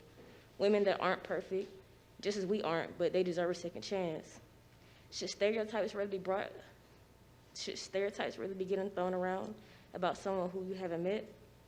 Because of their past, are they not allowed the decency of feeling safe and even motivated now that they are in a healthy environment? We as a community will never be able to grow if we can't learn to accept. Change is inevitable, and that's all I wrote. But yeah. Thank you, Ms. Alex. Thank you. Commissioner Howard, any questions for Ms. Alex? Thank you, Ms. Allen. Thank you. Mayor Pro Tem? Yes, did you say that you were a part owner of the business as well? No, I said I helped my mother. That's all, sir. I'm sorry, I couldn't hear you. No, sir, I said I help my mother every now and then with her business. Okay, thank you, that's all. Yes, sir. Commissioner Fletcher? No questions. Commissioner Warmington? So your connection is through your mother that currently owns it? Yes, sir. Okay, all right, thank you. Commissioner Langstaff? No question. Commissioner Young? Good morning, ma'am. How are you doing? Good morning, I'm doing All well. right. How are you? Good. Can I ask you, do you know if your mother had, I guess, talked to the neighbors in the area where the home is in preparation for, trying to do this endeavor? As far as communication with the neighbors, I mean, honestly, I'm not really sure. We don't really communicate with any of the neighbors, Okay. as far as I've known. Okay.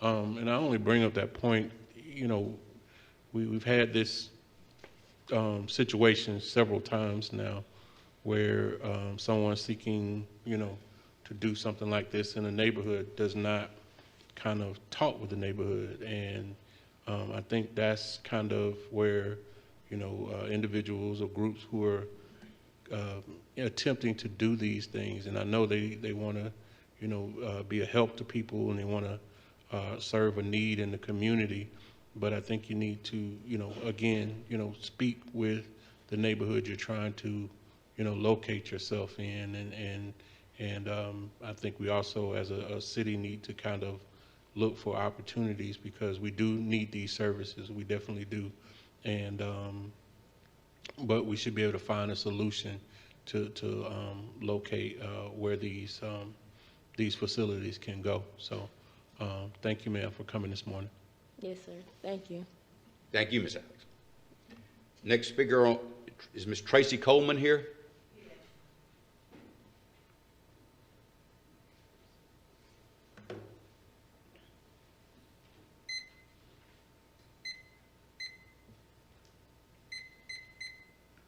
Good morning, everyone. I just like to say I'm for this. I live on 1007 West 4th Avenue, and she has talked to me, and I've known her for a couple of years. And just like the daughter has said, we need this. We need to help them. And Albany always shows on the news how they help people, how they extend a hand, and that's what we're asking for today, for you to just extend a hand. And I don't want to go into all the races and all of that, but when the last man spoke, he says all he seen was saggy pants and dreadlocks. I mean, why would that have anything to do with anything? We trying to extend a hand to people that down on their luck. And I know each and every one of you have been down, might not be as down as they, but you need a helping hand. And that's what we're trying to do. We're trying to give a helping hand to those that need it. And I think that's a good cause. And as far as she's saying that the neighborhood, we want to restore it. How do you start restoring it? By restoring the people, because that's the neighborhood. The people are the neighborhood. It's not homes. Homes can be destroyed any day. Homes can be burnt down. The neighborhood is the people. And if we can come together and give that helping hand, then that will make the neighborhood. Because you're going to find crime everywhere. Crime's going to be everywhere. It's not designated to one little area. And to give that helping hand to get them off the street, to have classes, to let them be able to go back, transition back into the community. I think that is great, and that's what we need, of all color. It's not racist. We find people down in their luck of all color. I've talked to people, and I work at the laundromat on 4th, 1007, on the new laundry. I see people coming there all the time, down on their luck. And they're not so much as criminals, or not so much as done anything that deserve to be thrown away in a dungeon. They need a helping hand. And if we, as done made it, like the lady said, she done come up and you should be one of the main ones that helping them to come up, giving them that chance. And that's what I thought Albany was all about, giving a second chance. So that's all I have to say. Thank you, Ms. Coleman. Thank you for your time. Thank you, Ms. Coleman. Any questions? Commissioner Howard. Thank you, Ms. Coleman. Yes. Mayor Pro Tem. No questions. Commissioner Fletcher. Well, really just a comment to Ms. Coleman, and I should have said it to Ms. Collins' daughter and to Ms. Collins. The cause is absolutely spot on. What you all are trying to do and focus on is exactly what we do as people, as Christians, as just a community. I think part of the other one, though, is I don't think we're talking about a neighborhood that they're looking at restoring, they're looking at preserving, and that's a very family-oriented neighborhood. And yes, you're right, we want to try to get people down in their life to become a strong family unit. But as a commission, and I've seen this commission so many times, what the neighborhood wants, and it's their hard-earned money that's keeping those neighborhoods going. We do take that into consideration, but I do also think this commission takes very much in consideration what y'all are doing, and I wish you the best of luck where y'all land. Thank you. Thank you. Commissioner Warrington. Thank you, Ms. Coleman, for coming to speak to us. Just trying to get the context. So 4th Avenue, you're not in the general vicinity, you're kind of more towards Slappy in terms of, I don't want to give exactly where you live. Well, I'm in that zone, 1007. It's in that area, in that zone, what you're talking about. And I've seen a lot of people that need help. Mm-hmm.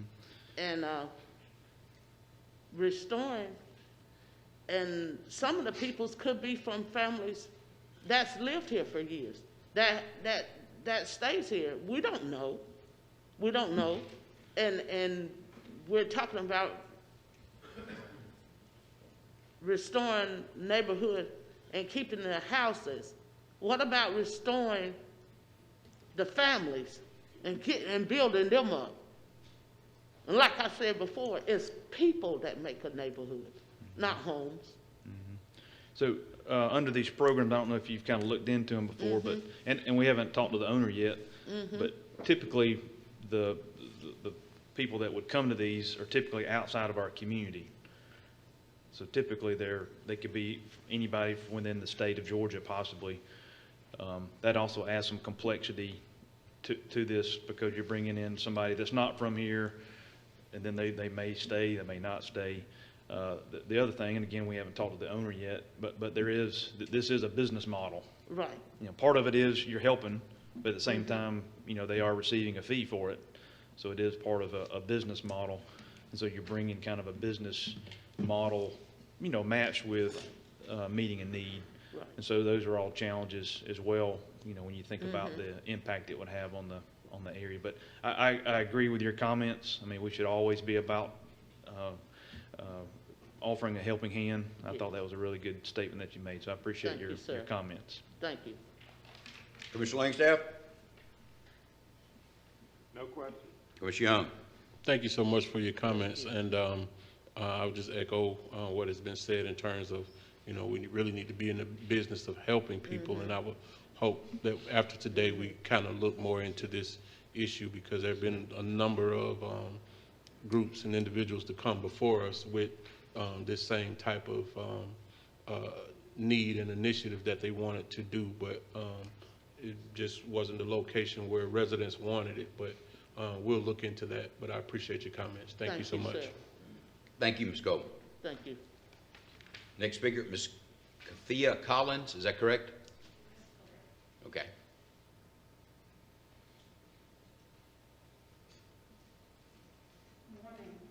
Good morning. Good morning to all respectful individuals in their respective places. My name is Kathia Collins. I'm the founding member of Haven of Hope. I'd like to introduce our program to you and to provide you with a brief summary of our mission. Haven of Hope is a startup, not-for-profit social service agency serving the Albany area.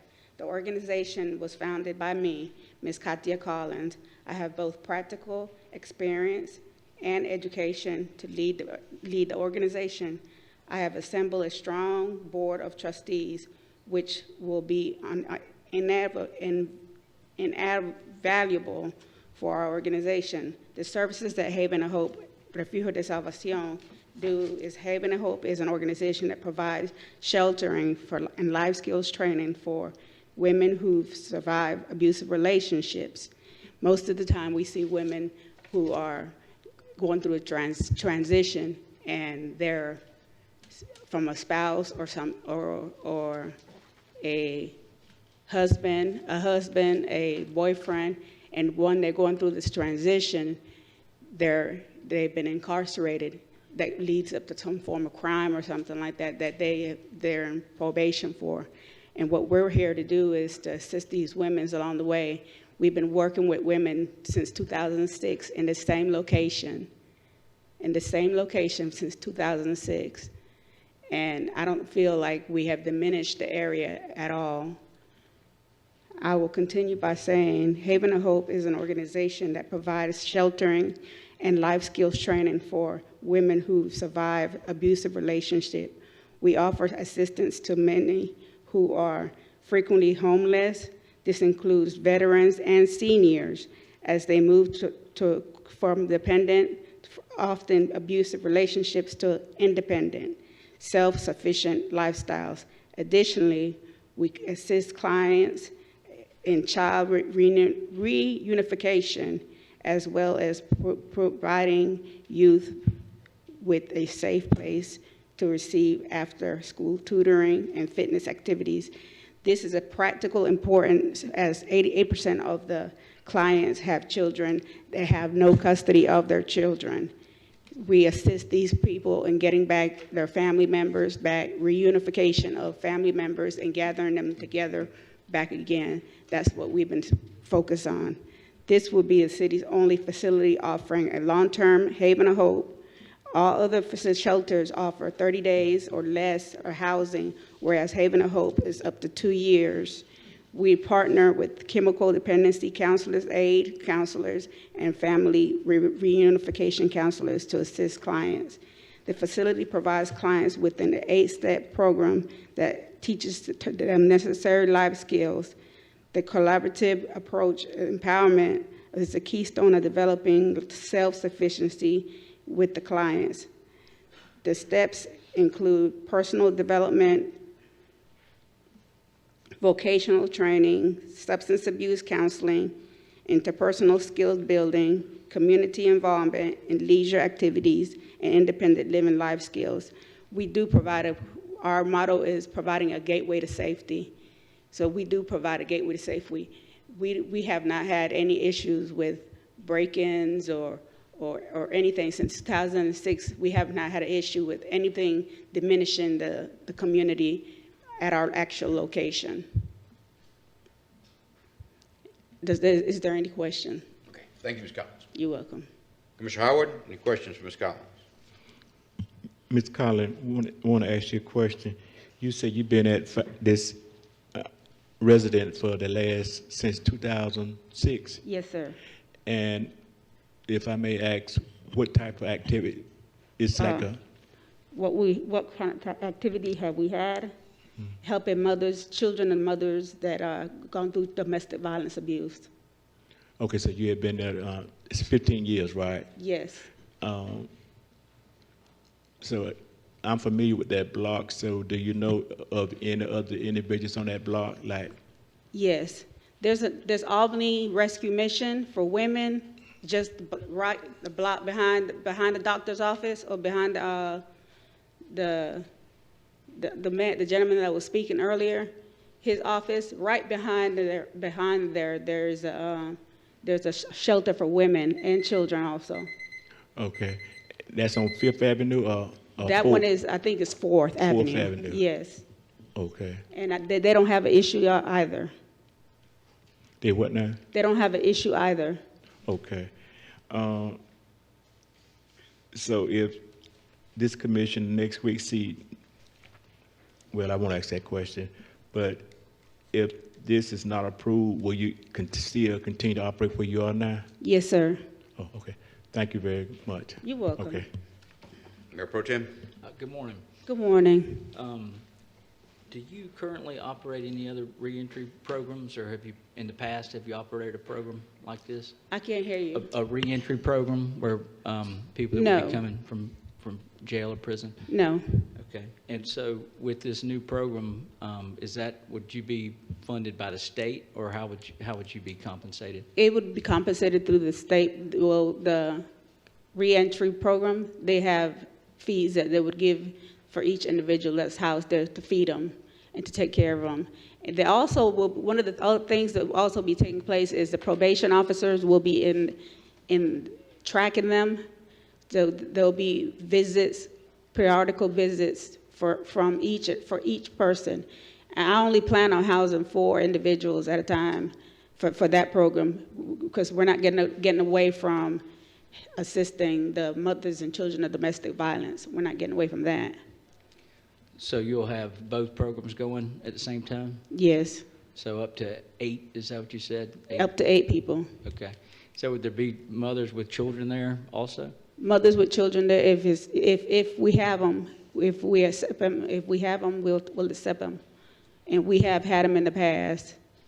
Okay, but along with you'll have mothers with children along with the people that will be coming out of prison? Okay, most of them will be from probation, and one of the things I heard is that the women from other places. We're focusing more so on the women in our county, surrounding counties. Okay.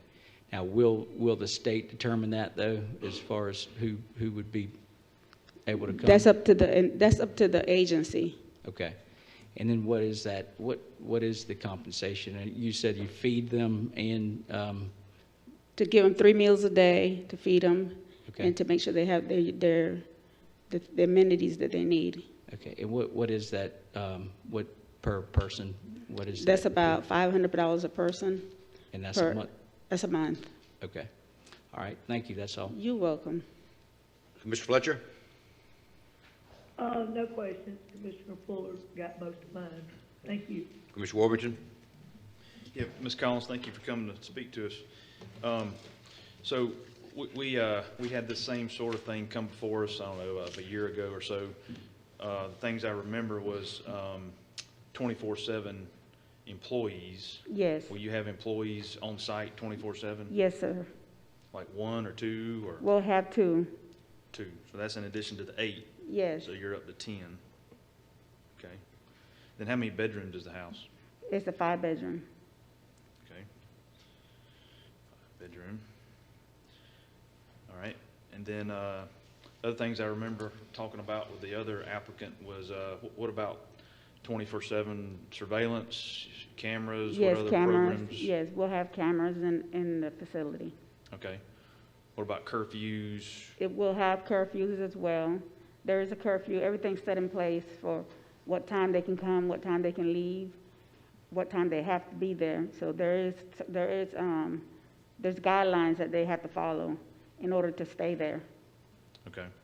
So currently, how many women do you have at the house right now? Right now, I have one woman. One. One right now. Okay. So what are you classified? So what you're proposing is considered a community residence. What are you classified as right now? I think a C5, I believe.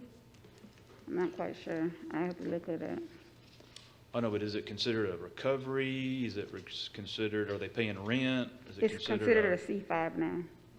Well, I know, but like in terms of your current operation, these individuals, are they paying you rent? No, they're not. Okay. It's a nonprofit. And it may be a question for Mr. Forgy. I'm just trying to, on our table of zoning, I'm just trying to understand where you're at now and kind of where you're going. So maybe that's something we can talk later. Parking and driveways and things, where does all the traffic come in and out of the property? We have a parking in the back. Everything's in the rear? Everything's in the rear, Okay. yes. All right. Okay, that's it, Mayor. Commissioner Langstaff? No questions. Commissioner Young? Thank you for coming this morning, ma'am. Thank you, sir. Can you tell us, I guess, I asked the question, had you talked with neighbors, but of course, you've been there for some time. What's been your, I guess, relationship with your neighbors, or have there been any issues in the past with? No, there hasn't been any issues in the past with the neighbors. Okay, and kind of, some of the stuff that was mentioned as far as animals in the backyard, you haven't? There's no goat in the backyard. Okay, so have you had, I guess, police presence or anything? No. Never? Not for, we've had no issues there. Okay. We have no issues there. And you live here in go ahead. I'm sorry. Go ahead. One thing that we have had is, we had someone to come and steal, I don't know what you call it, but where you burn stuff outside. Mhm. It's like a little surrounding thing. We've had someone come in the middle of the day and steal that, Okay. So. But that was somebody coming to steal from you, not anybody of the residents there? Exactly. Okay. Mhm. And you're from Albany? No, I'm not. I'm from Panama Canal. Okay, how long have you been in Albany? Over 20 years now. Over 20 years? Yes, sir. Okay, all right. So, I guess, do you have any established relationship? I know the lady who talked earlier, she said she knew you. You have any other relationships with the neighbors? No, none. No. There's a lady that's here that I had a relationship with. She actually lives in the back of the safe house. Mm-hmm. She lives in the back portion of the safe house. Okay, all right. And I guess just describe the area where your business is, your center is located, I guess so people can kind of hear what the actual, or you have do you have businesses or do you have We have residential homes? There's 2 other businesses, and the other ones are residential. And as I said, We've been there since 2006, so the gentleman that was speaking earlier, his business is a new business to the area, but we have a doctor's office also, a psychiatrist office right above where we stay at the end, at the corner. Okay. And as far as the supervision of the individuals that you have there, I guess what would be their daily activities as far as their coming and going? They will have an intake. We will have an intake with each individual to see where they're at and what we need to do for them, as far as whether they got to get their benefits, if they have to go to school, anything in that nature. We're going to be assisting them along the way. Okay. And, well, in terms of their transportation back and forth, would they be walking, like if they got a job or if they're going to They school? will be using city transit. City transit. We'll provide them with passes for that. Okay, so they kind of come and go Yes. in the day as they please, as long as they meet in curfew. That's right. Okay, and how do you, I guess, get into the details, how do you plan to kind of, I guess, supervise that coming and going? That's with the managers that will be on deck. They will be doing that, watching out for those individuals. Okay, all right. So are these individuals required to, I guess, report to you every night, or can they possibly? Yes. Okay. Yes, they're required to be there at night. And if they violate, what's the? Then they're out of the center. They're out of the basically. center? Yes. Okay, and that, but you don't know where they go after that, do they? I guess if they are on parole, they go back to jail, or? They go back to jail, or they speak to their probation officer. Okay, and tell us some of the agencies, I guess, that you partner with, or where do they come from? Us, the agencies that went now, I'm sorry? Yeah, where the individuals are coming from, those agencies? Aspire. We'll be dealing with Aspire and just private entities. Okay, all right. Any coming straight from the I guess, prison or jail system? Most likely, yes. Okay. But we won't know until we get to that point. Okay, all right.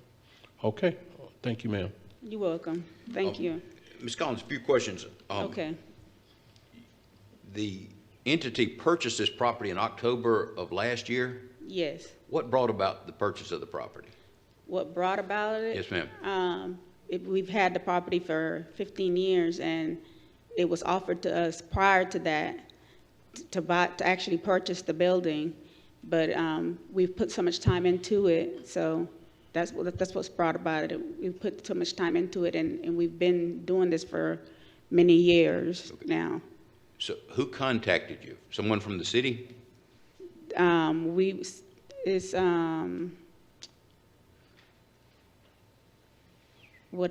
trying to think of the name of the entity that does that, but we work with the city, Albany City. Yes, ma'am. Did you initiate the purchase, or did someone from the city initiate? Well, both, because since we were in the property for so long, we wanted to do some different things with the property. We had to actually have purchased the property in order to do what we needed to do. Okay. So from 2006, this has been basically a residence for abused women or women Yes. with children that don't have a residence. Yes, and we've also helped veterans Okay. So, and you only have one resident now? right now. How yeah. long has it been since you had more than one resident? Probably about 3 months, because we're going through transition right now with this going on right now, transitioning. So we've had to turn people down just because we got to make sure we're on the right track. You mean you've turned women that want to reside, need a place to live? We've had to turn them down because of the. It depends on what their capability of, if they're coming, how they're coming into to us. If we've had to turn people down if they don't follow the right intake guidelines that we have, like abuse. If some of them are just homeless, so if they're just homeless and they're looking for a place to stay, we have to go through an intake process to make sure that these women are really what they say they're going through. Okay. And can I ask you what motivated the decision for you to operate a transitional facility here? This, because there's a lot of women that need help that are actually abused, who are abused or going through family reunification. We're trying to bring the family back together again. So the only way we can get the family back together if we reunite them with the mothers have somewhere that they can actually come out and stay. And once they get out, they can stay somewhere, and they won't fall back into the system. We'll make a stronger home for them and build their relationship with their spouse or whoever they could try to get their children back most of the time. So would any of the adult residents be male? No. Okay, all right. Thank you, Ms. Collins, appreciate it. You're welcome. That's it? Yes, ma'am, thank you. Okay. Ms. Gloria Evans Ford.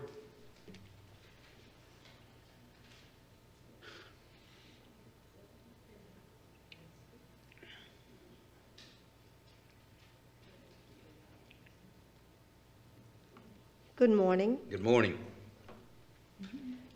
Yes, I'm here as a resident of Rawson Circle. I've been there for a little less than 20 years.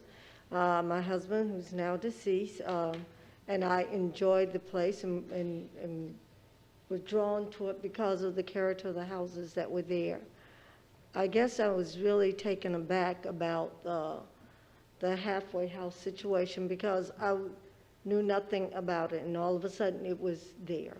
And then I started to hear information about there being previous people at this particular place where people were just hanging out and people were walking through. And I know that I'm close to Tip Park, and I'm often over there walking my dog. And I know that I've from time to time seen people that were there that appear to be homeless. And I now that I'm alone, I'm a little skeptical.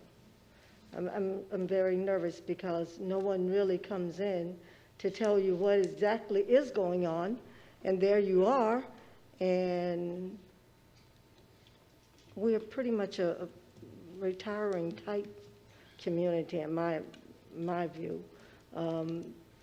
People have been there, I'm sure, much longer than I've been, but I guess I'm fearing for my safety a little bit. And so I have questions about it and about who and what this situation is all about. So that's been my big take on it all. Thank you, Ms. Evans Ford. Okay. Commissioner Howard, any questions? No question. Mayor Pro Tem. No questions, thank you. Commissioner Fletcher. No question. Commissioner Warburton. No question, Ms. Hope. Thank you for coming to speak to us. Commissioner Langstaff. No question.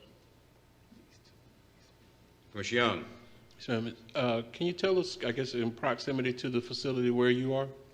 Okay, I'm assuming it's about maybe 2 or 3 blocks over. I'm on Rawson Drive. Okay. I'm adjacent to the park, Rawson Circle Park. So I'm adjacent to that, and I guess I cross Madison, and since it seems to be right across from the park, it's within walking distance of my home. Okay. Thank you so much for coming this morning. Thank you, Ms. Evans Ford. Thank you. I think we have our remote working now. Is that Ms. Gwen? Are you muted, Ms. Gwen? That's tricky. There we go. Can you hear me? Yes, ma'am. Hi, thank you. Thank you for letting me speak, and thank you for giving serious consideration to this issue. I live at 1225 Rawson Drive, Dr. Lamb's old house, for any of you who remember him. We're very close. I think, as my friend Gloria was saying, we're a block from her, so also a couple of 3 blocks from this house that we're talking about. My background, my husband and I are originally from Birmingham, Alabama, and more years than I'd like to fess up to. I actually served on a board for a halfway house for ex-offenders for several years, and in fact, I served as the president of the board for part of that time. I have a great heart to help people transition into society. So and it was also a faith-based organization. So I'm with you, but here's the situation. Here's the issue. The rate of recidivism in Georgia and everywhere else really is now 50%. What I'm saying is every 2 people coming out of prison, there's a high rate. 1 out of 2 will commit a crime and be caught and be prosecuted and sent back to prison. So the rate of recidivism is very high, 50% or greater. Our neighborhood is full of children. I've gone on early morning walks and come when it's still dark and the street lights are still on. And I've come across children, very young children, but apparently old enough to ride the bus, sitting under street lights on the curbs waiting alone for the bus. And I'm concerned for them. I'm concerned for children everywhere. And so I do not feel that it is wise to allow this in our neighborhood, a family-oriented neighborhood. I feel that there's been some mistakes made. There's been some kind of sneaking in under the, without realizing what's been going on. There's been too much rezoning and transitioning our beautiful, historic, family-oriented neighborhood into a commercial. And I just ask that the city council weigh carefully. Chad Warbington, Matt Fuller, Bo Duro, we've just voted you guys in, and I'm sure some others, in hopes of changes. And changes means doing things differently. And so we're asking you to not allow this rezoning, and in fact to look ahead at what changes need to be made to bring our neighborhood back to the family-oriented neighborhood it needs to be and has been. And this can be done. We've seen examples of it all over America. Neighborhoods can be brought back, and that's our hope. And we have a very committed neighborhood group. You can see how we come together. We love each other, we support one another, and we're very diverse, and we welcome and respect one another's diversity, but we have to draw a line. We have to set boundaries. 1 minute, Ms. Gwen. Unfortunately, yes. Oh, no, go ahead. I was just telling you, 1 minute. I will say that there has been a zoning allowed directly across the street from us. So we are directly across the street from 4 townhomes owned by a slumlord who only sees to the care and maintenance after several warnings from the code enforcement office. I'm friends with all of the residents. However, a couple of them have some rather unsavory associations, and we've had disruptions in the middle of the night, people who are inebriated with something, screaming and shouting, and also doing things that I cannot repeat over this speaker right under the street light. So I'm just saying that please consider. Thank you, Ms. Gwen. Any questions? Thank you very much. Gwen, Mr. Howard. No question. Mayor Pro Tem. Thank you. No questions. Commissioner Fletcher. Thank you, no questions. Commissioner Worthington. No question, Ms. Ewan. I'll make sure the mayor pronounces your I'm name sorry. correctly. Thanks for speaking to us. Commissioner Langstaff. No question. Commissioner Young. Oh, thank you for your comments this morning. No questions. Thank you, Ms. Gwynn, and I'm sorry I mispronounced your name. That's okay. Thank you. Yes, ma'am. Is Miss Julie Miller on the line? Yes, Julie's here. Can you hear me, sir? Yes, ma'am. You have 5 Yes, minutes, thank you Miss for your Miller. time. I'll let you know when you have 1 minute left. Perfect. Thank you. Good morning, Mayor, Commissioners, neighbors. This is Julie Miller. I'm the proud owner of a home for 24 years in the Ralston Circle area. I'm here to talk about the fact that I would like for when it does come for vote, for there to be a no vote for the zoning request for the 525 Avenue, Fifth Avenue property. As stated previously, it's zone 5C, and the corporation in discussion is requesting a CR change. In the application, structured housing, it's a reentry program for offenders. Structured housing provides housing for individuals who meet prison release eligibility requirements and do not have available residence. It's for probationers and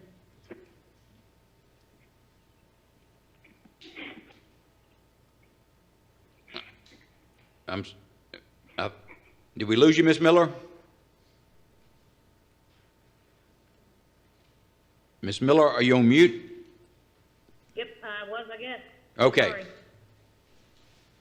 I do not see a change from the current C5 to CR as being conducive to the neighborhood and to the efforts that we're placing, and we have placed for over 26 years on crime prevention.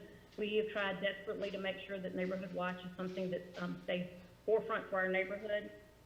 I do want to make a note as well to say that I do hope that the city by now has in front of you information in the packet. The packet we received in the Planning Commission meeting was not complete, and that the name on the deed and the name on the application was not the same.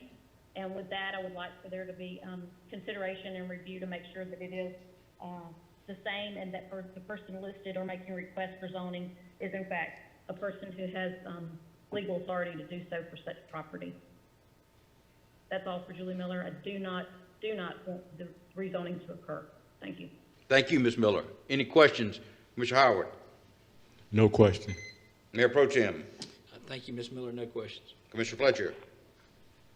Thank you, Ms. Miller. No questions. Commissioner Worthington? Yep, Ms. Miller, what was that technicality you were saying? The owner of record is different than the applicant? So as I understand, good afternoon, sir. Good morning. The name on the deed, as I understand city rules and regulations, to apply for a zoning change, then you have to be the name on the deed, the owner of the property, is you can actually request the change. So I could not submit a request for Mr. Duro's property to be rezoned because that's not my property, it's his property. So it would have to have my name on it. So I was asking for clarification because those two items during the Planning Commission meeting, and it could have been resolved since then, or the documentation could be in order now. I was just asking for it to be reviewed and to be double checked. Okay, all right, thank you. Commissioner Langstaff? No questions. Commissioner Young? Thank you for your comments this morning. Is that something you can review, Mr. Forgy? Okay. If I could, I think what's happened here, and it might happen rather frequently, is you have a closely held corporation and the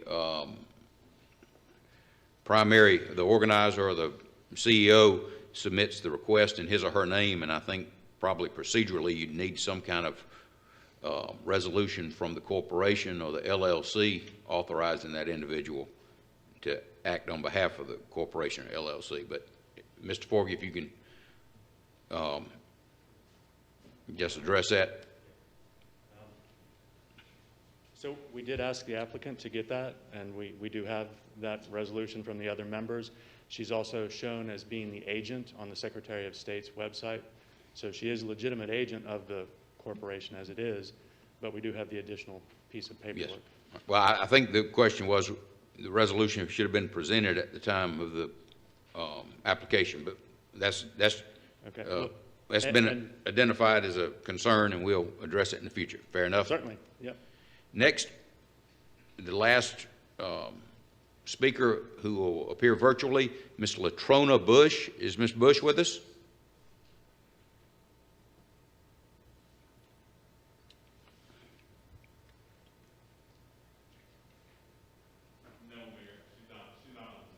Okay, all right. Well then, we'll go back to the list. The next speaker is Mr. Scott Marcus. Is Mr. Marcus with us?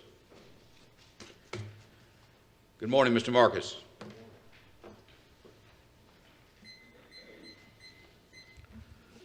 Good morning. My name is Scott Marcus. I have been a resident of the Rawson Circle neighborhood within Ward 2 since 1996. By my math, that's 25 years. I've been asked to speak to you today by the board of the Rawson Circle Neighborhood Association. I am not a member of that board. I am their spokesman today. We are, as a neighborhood, have worked for many years to keep the integrity of our historic neighborhood. As a group, we are very active in the betterment of both our neighborhood and the city. As the headline read in yesterday's Albany Herald, you all are here today to take up a contentious rezoning issue. As a neighborhood directly affected by this proposed change in zoning, we want to make it clear to all of you that we are opposed to this change. Our opposition to the proposed transition center is based on several factors, none of which are offset by anything positive that this transition center might bring to our neighborhood. The applicant has provided no proof of their professional qualifications for this proposal. There is no meaningful operational and/or business plan presented by the applicant to the Planning Commission. This gives us no confidence in this application. The applicant offered Tiff Park as a place for proposed residents to receive visitors.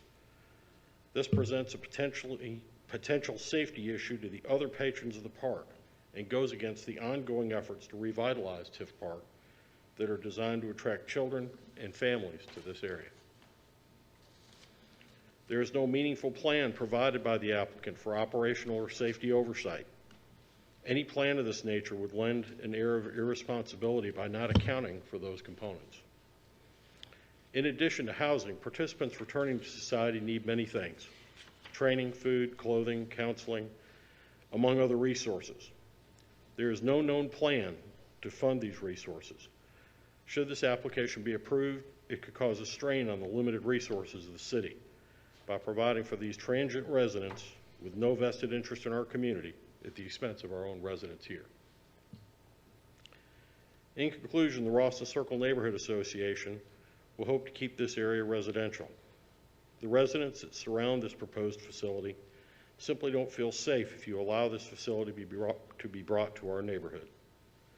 Local government, with its obligation to provide a safe environment for its citizens, should do everything possible to provide for that safety. If this application is approved, a potential outcome could be property value reductions, a reduction in tax collection, and eventually an erosion to a portion of our downtown area that we are not only wanting to preserve, but move forward with our city as a partner for a greater downtown and experience. Thank you. I'm happy to answer any questions. Thank you, Mr. Marcus. Any questions? Commissioner Howard. Good morning, Mr. Marcus. How are you doing this morning? Good, thank you. Let me ask you a question. Can you give me the boundaries of Rawson Circle, east, west, north, and south? I can't give you the exact boundaries. I'm sure someone here can tell you exactly where it ends. It ends somewhere at that. I can't tell you the exact boundaries. I'm sorry. Okay, then, thank you. That's it, Mr. Mayor. Mayor Pro Tem. Good morning, Mr. Marcus. Thank you for coming this morning. Thank you. A petition was circulated to the commission. Could you tell us how many signatures were on the petition? My understanding is there is 185 names.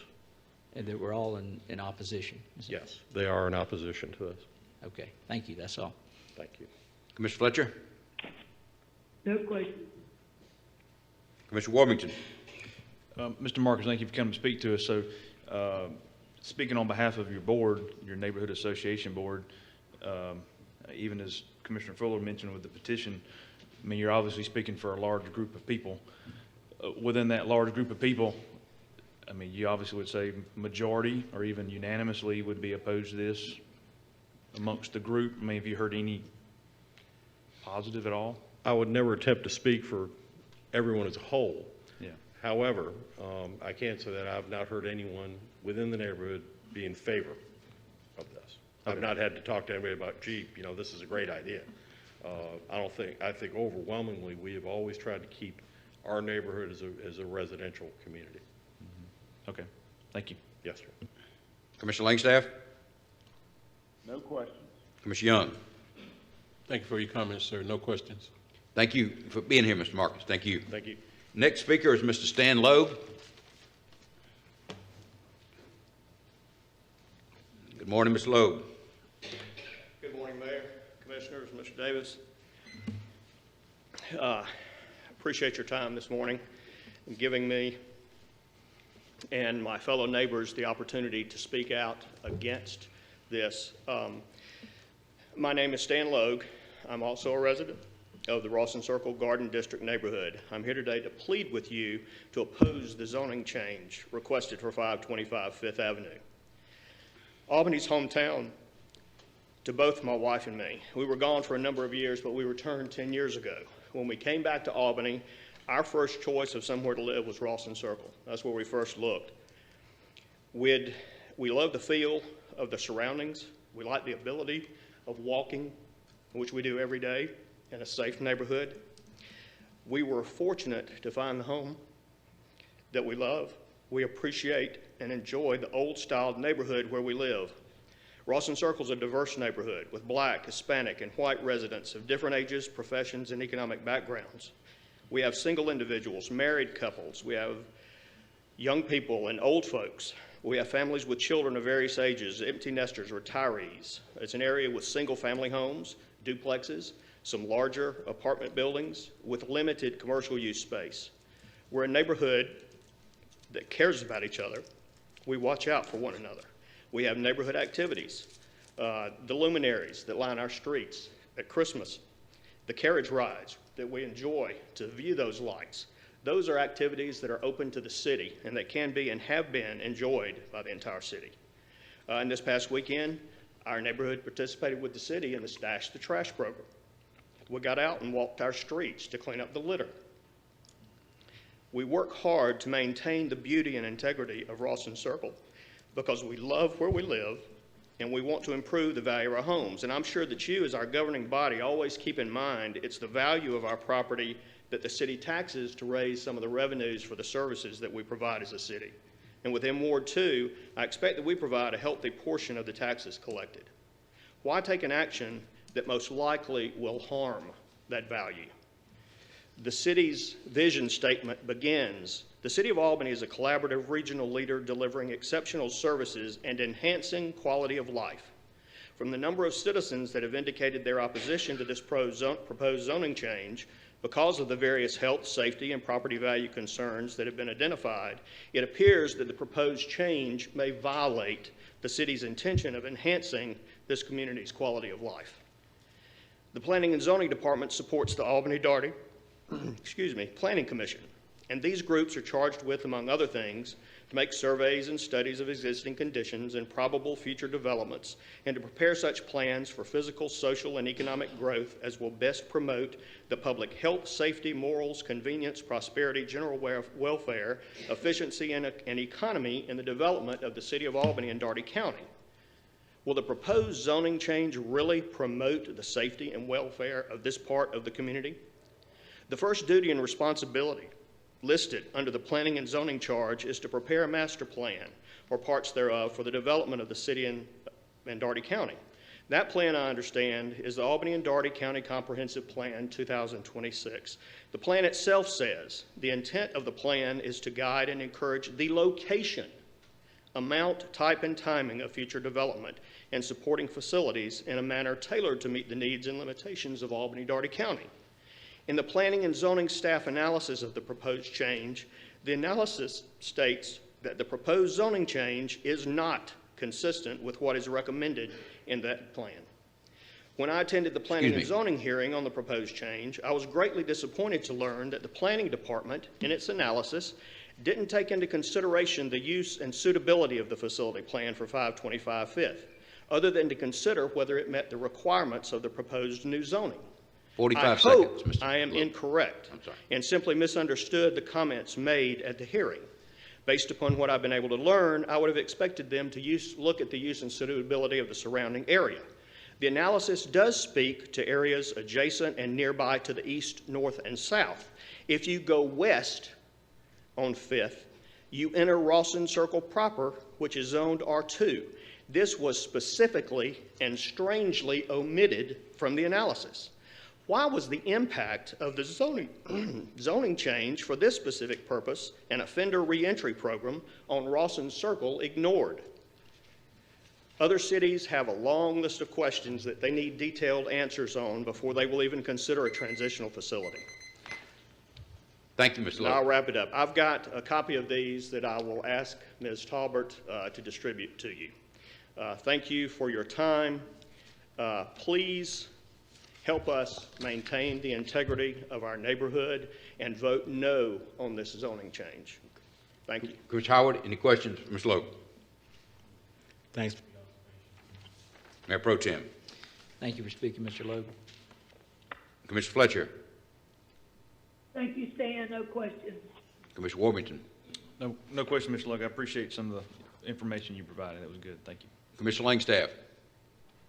No questions. Commissioner Young. Thank you. No questions. So, Ms. Logue, you have your statements we can get a copy of? Yes, as a matter of fact, I brought a copy. Would you like me to give it to Mr. Hicks? Yes, if you can give it to Mr. Hicks, and he will circulate it. And I appreciate your presentation. I did also email some supplemental materials to Ms. Talbert, and I asked that she distribute that information to you. It's some rather enlightening information on halfway houses, transitional centers, the recidivism of those facilities. And I just think you might want to review it before you make your decision next week. Thank you, Ms. Lowe. Thank you all. Next is Ms. Verdell Griffin. Is Ms. Griffin with us?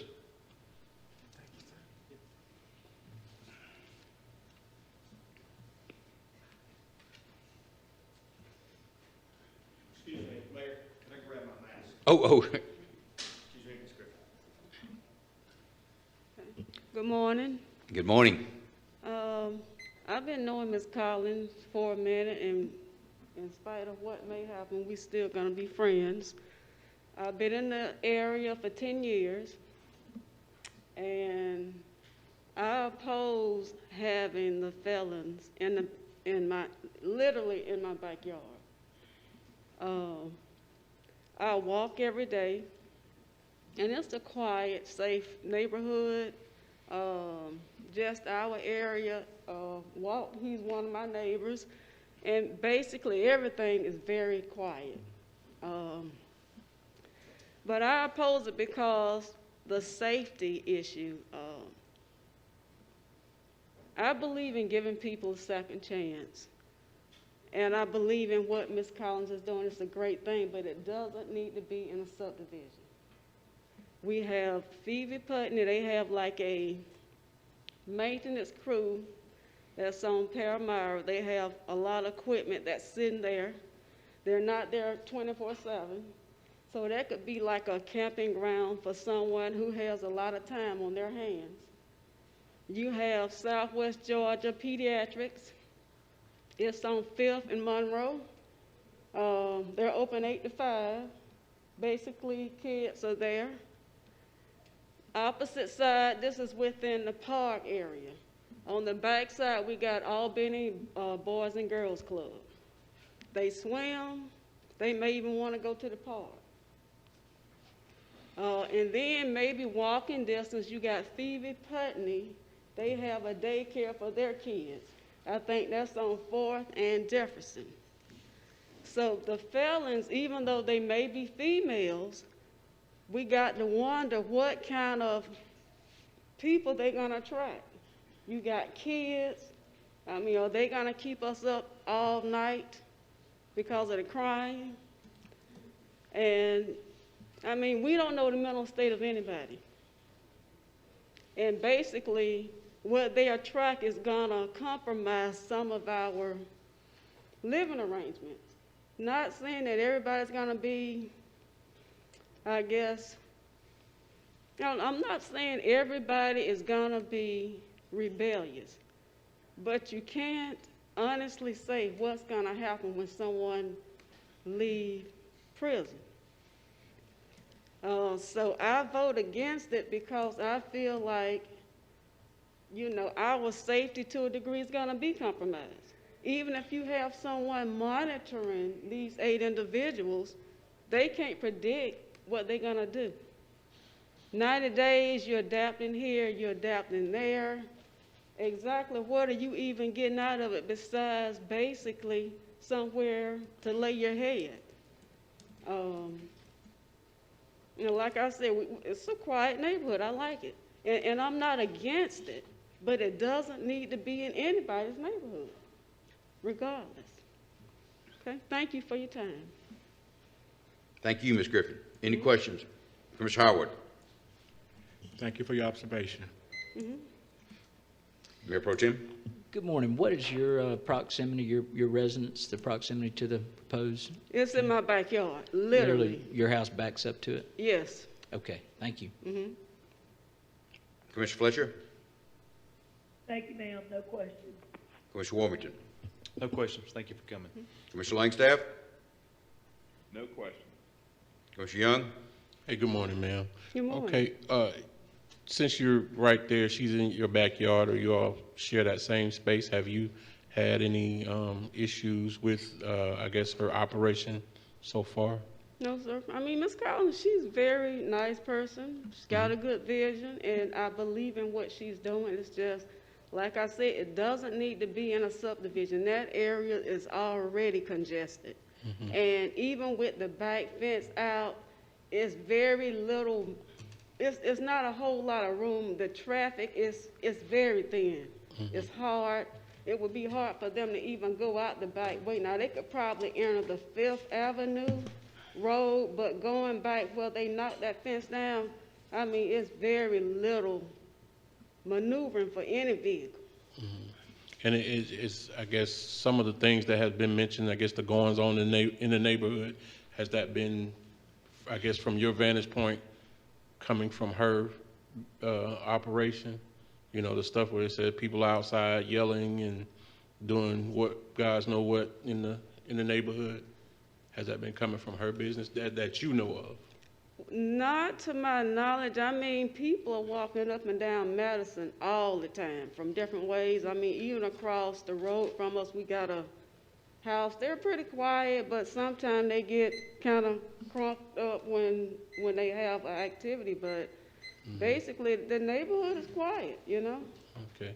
And have you seen any, like, I guess, animals in the backyard or anything like that? I've heard a goat, but I haven't heard it in a minute. I don't know where it is, but I have heard the goat. Okay. All right. Thank you so much, ma'am. You're welcome. Thank you, Ms. Griffin. Okay, thank y'all. The next speaker is Arthur Metro. Mayor, we've already let our speaker speak for us. Who's that? This is myself, Daniel Smith, and this is Arthur Medrano. We've already let the representative of the neighborhood association speak. Okay, could you just, are you Mr. Smith? Yes. And for the record, Mr. Smith has signed up and has elected not to speak. Right. Likewise, Mr. Arthur, is it Metro? Medrano. Sir? Medrano has signed up and elected not to speak. Is that accurate? Yes. But we're here just to show that we are opposed to it. Okay, well, thank you. Mr. Brinberry? Yeah, can I take their time? Because my father passed away, and I didn't have to sign up, and I'd just like to speak and support what I do at Tiff Park every Saturday in regards to what is being proposed a block away. Well, it is a public hearing. It's not a speaker appearance, but you didn't sign up, but yes, sir. Okay, you could have signed up at any time, so I guess so. If you, It will be within the 5 minutes. I understand that. I'll make sure of that. Come on down, please.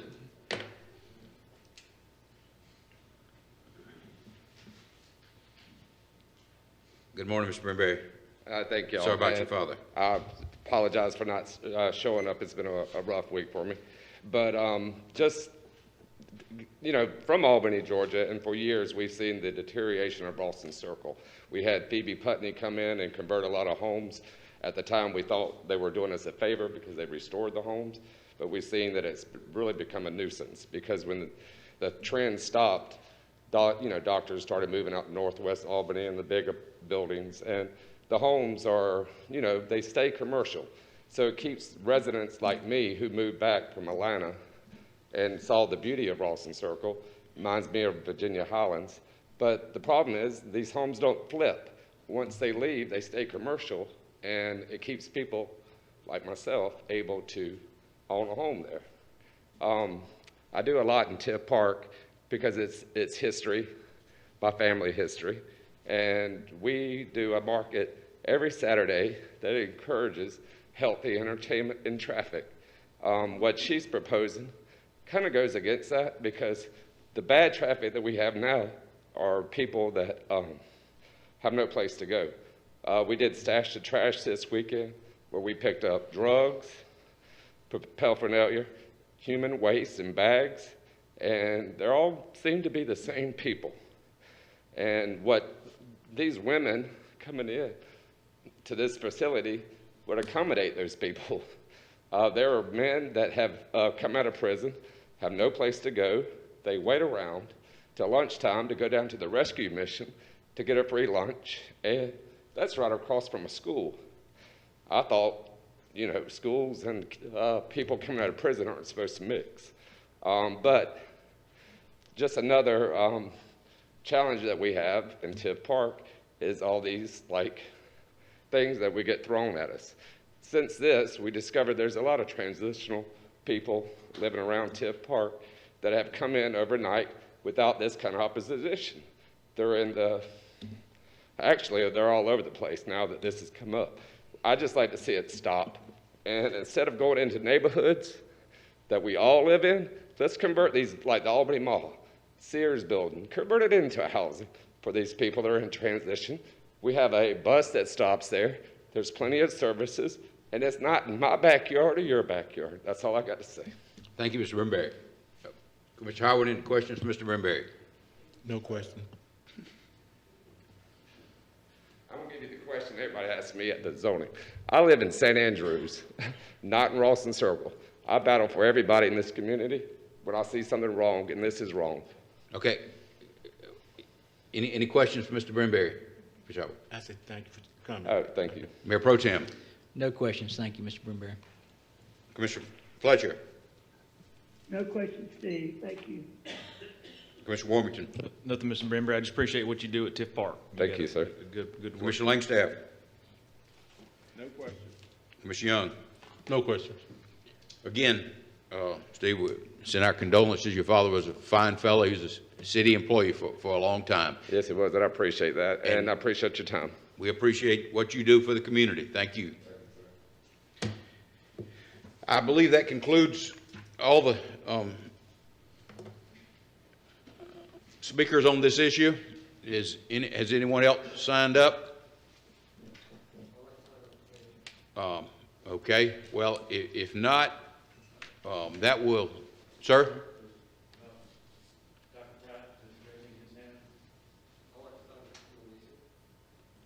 What? He's requesting to sign up to speak on this issue.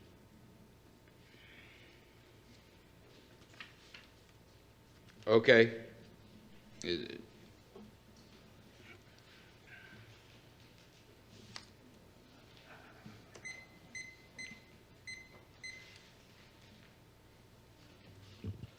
Thank you, Mr. Mayor and Commissioners. I'll be short. Let me know when to start. Yes, sir. You say I can start? Yes, sir. You have the floor. All right, thank you. So I'm putting on my social ecologist hat where I study communities and talk about, so I don't want to sway you either way. I just want to give you points of information to help you make a wise decision.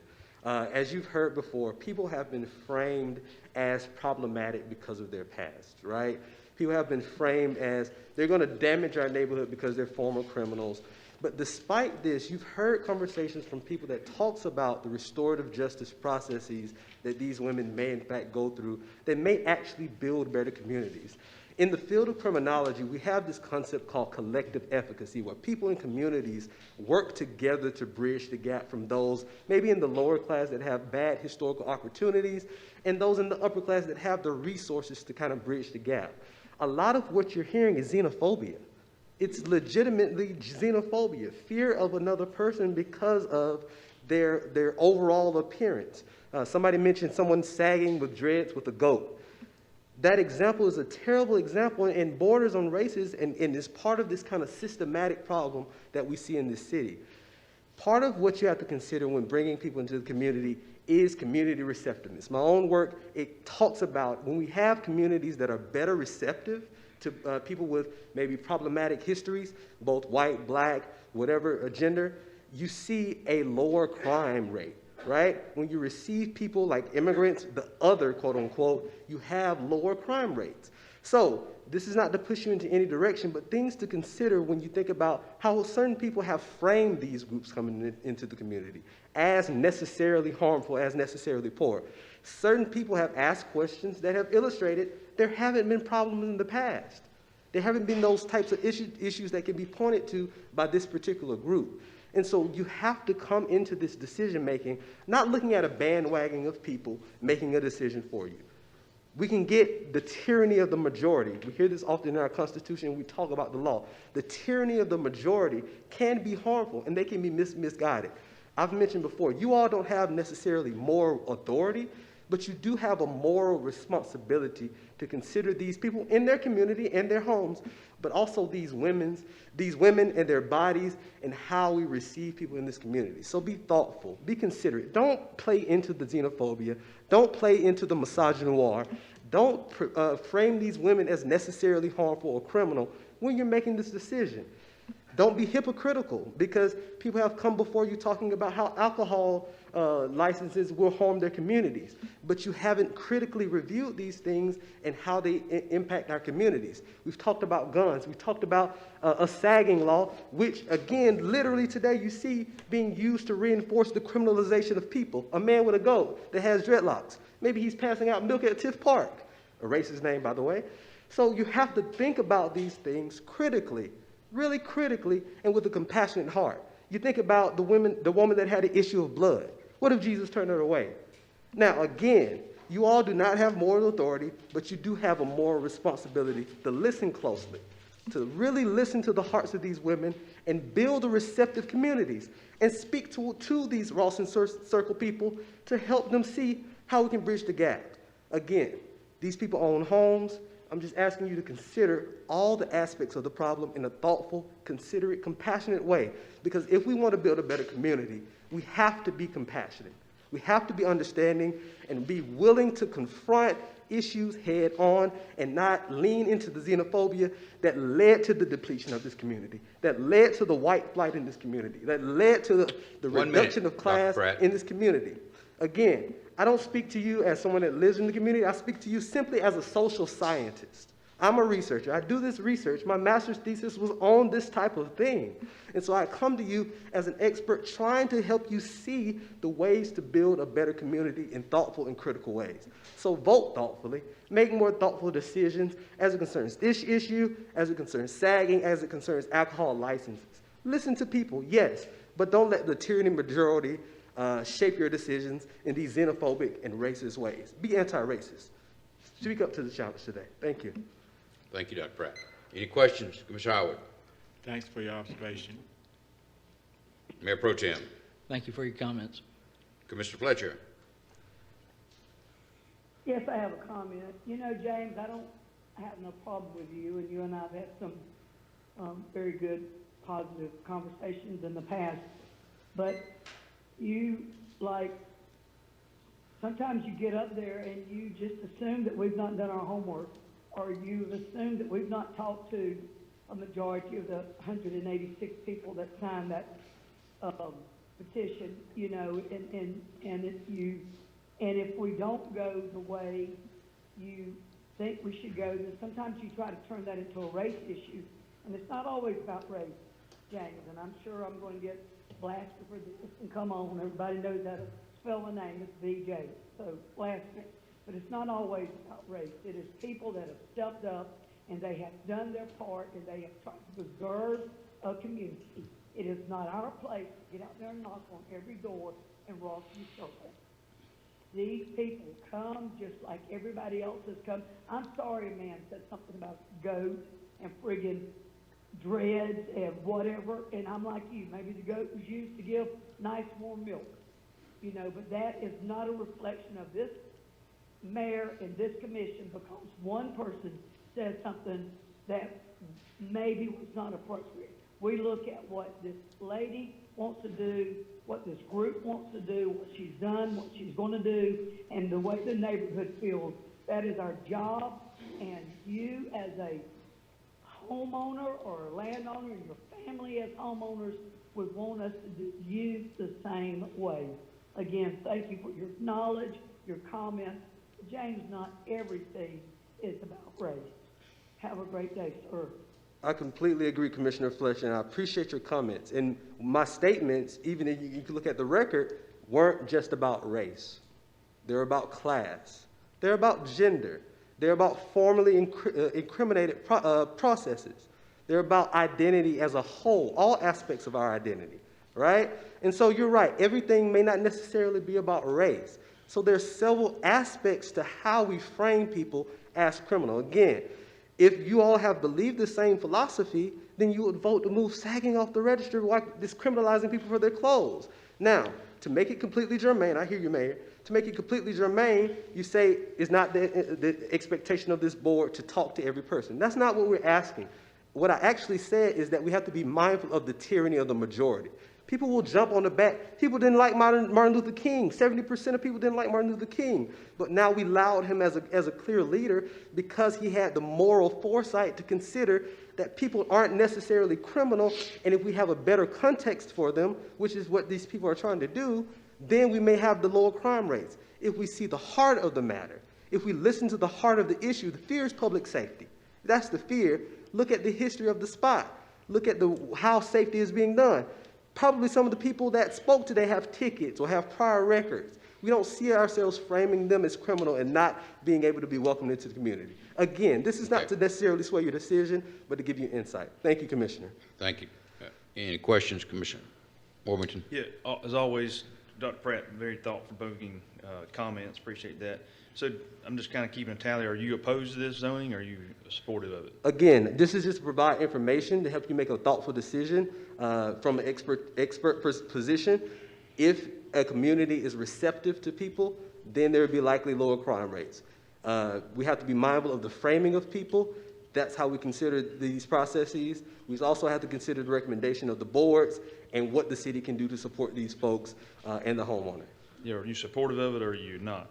Again, to make clear, I'm giving my expert opinion, not to sway the board in any direction, to provide information on how you should reason through this kind of decision process. Okay, all right, thank you. Commissioner Langstaff? No question. Commissioner Young?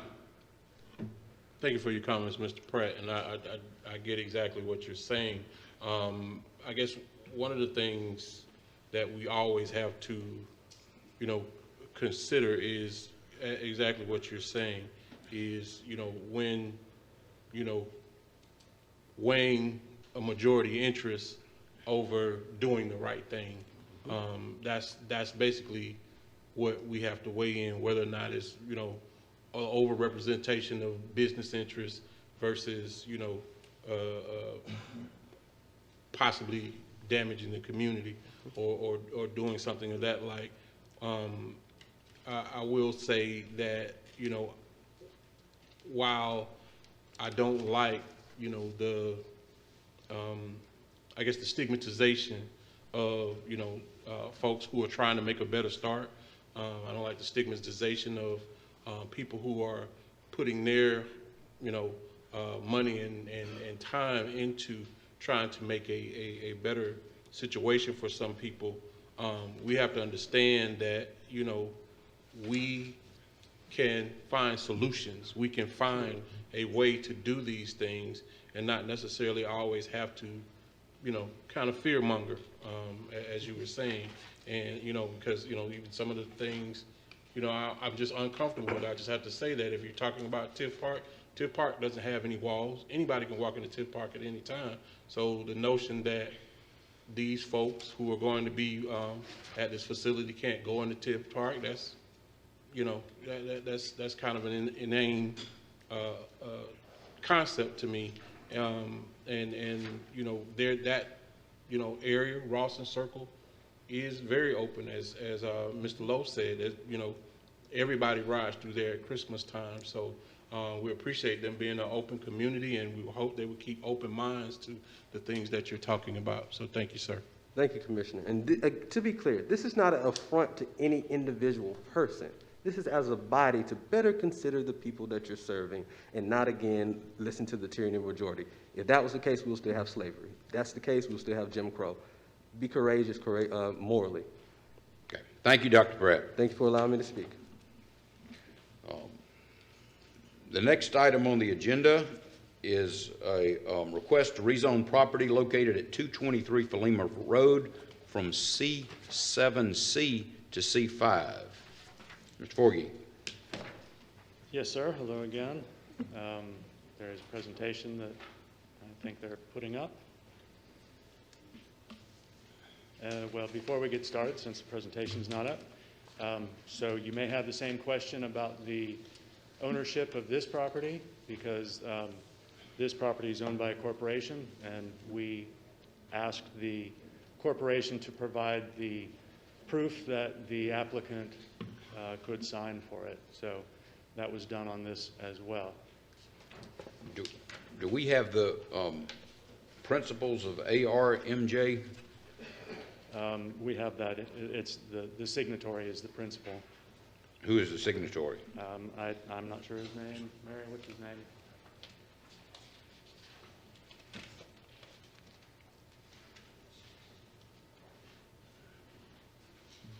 Mayor, if I could interrupt, the LLC would have an operating agreement that would designate who can carry on their behalf. Okay.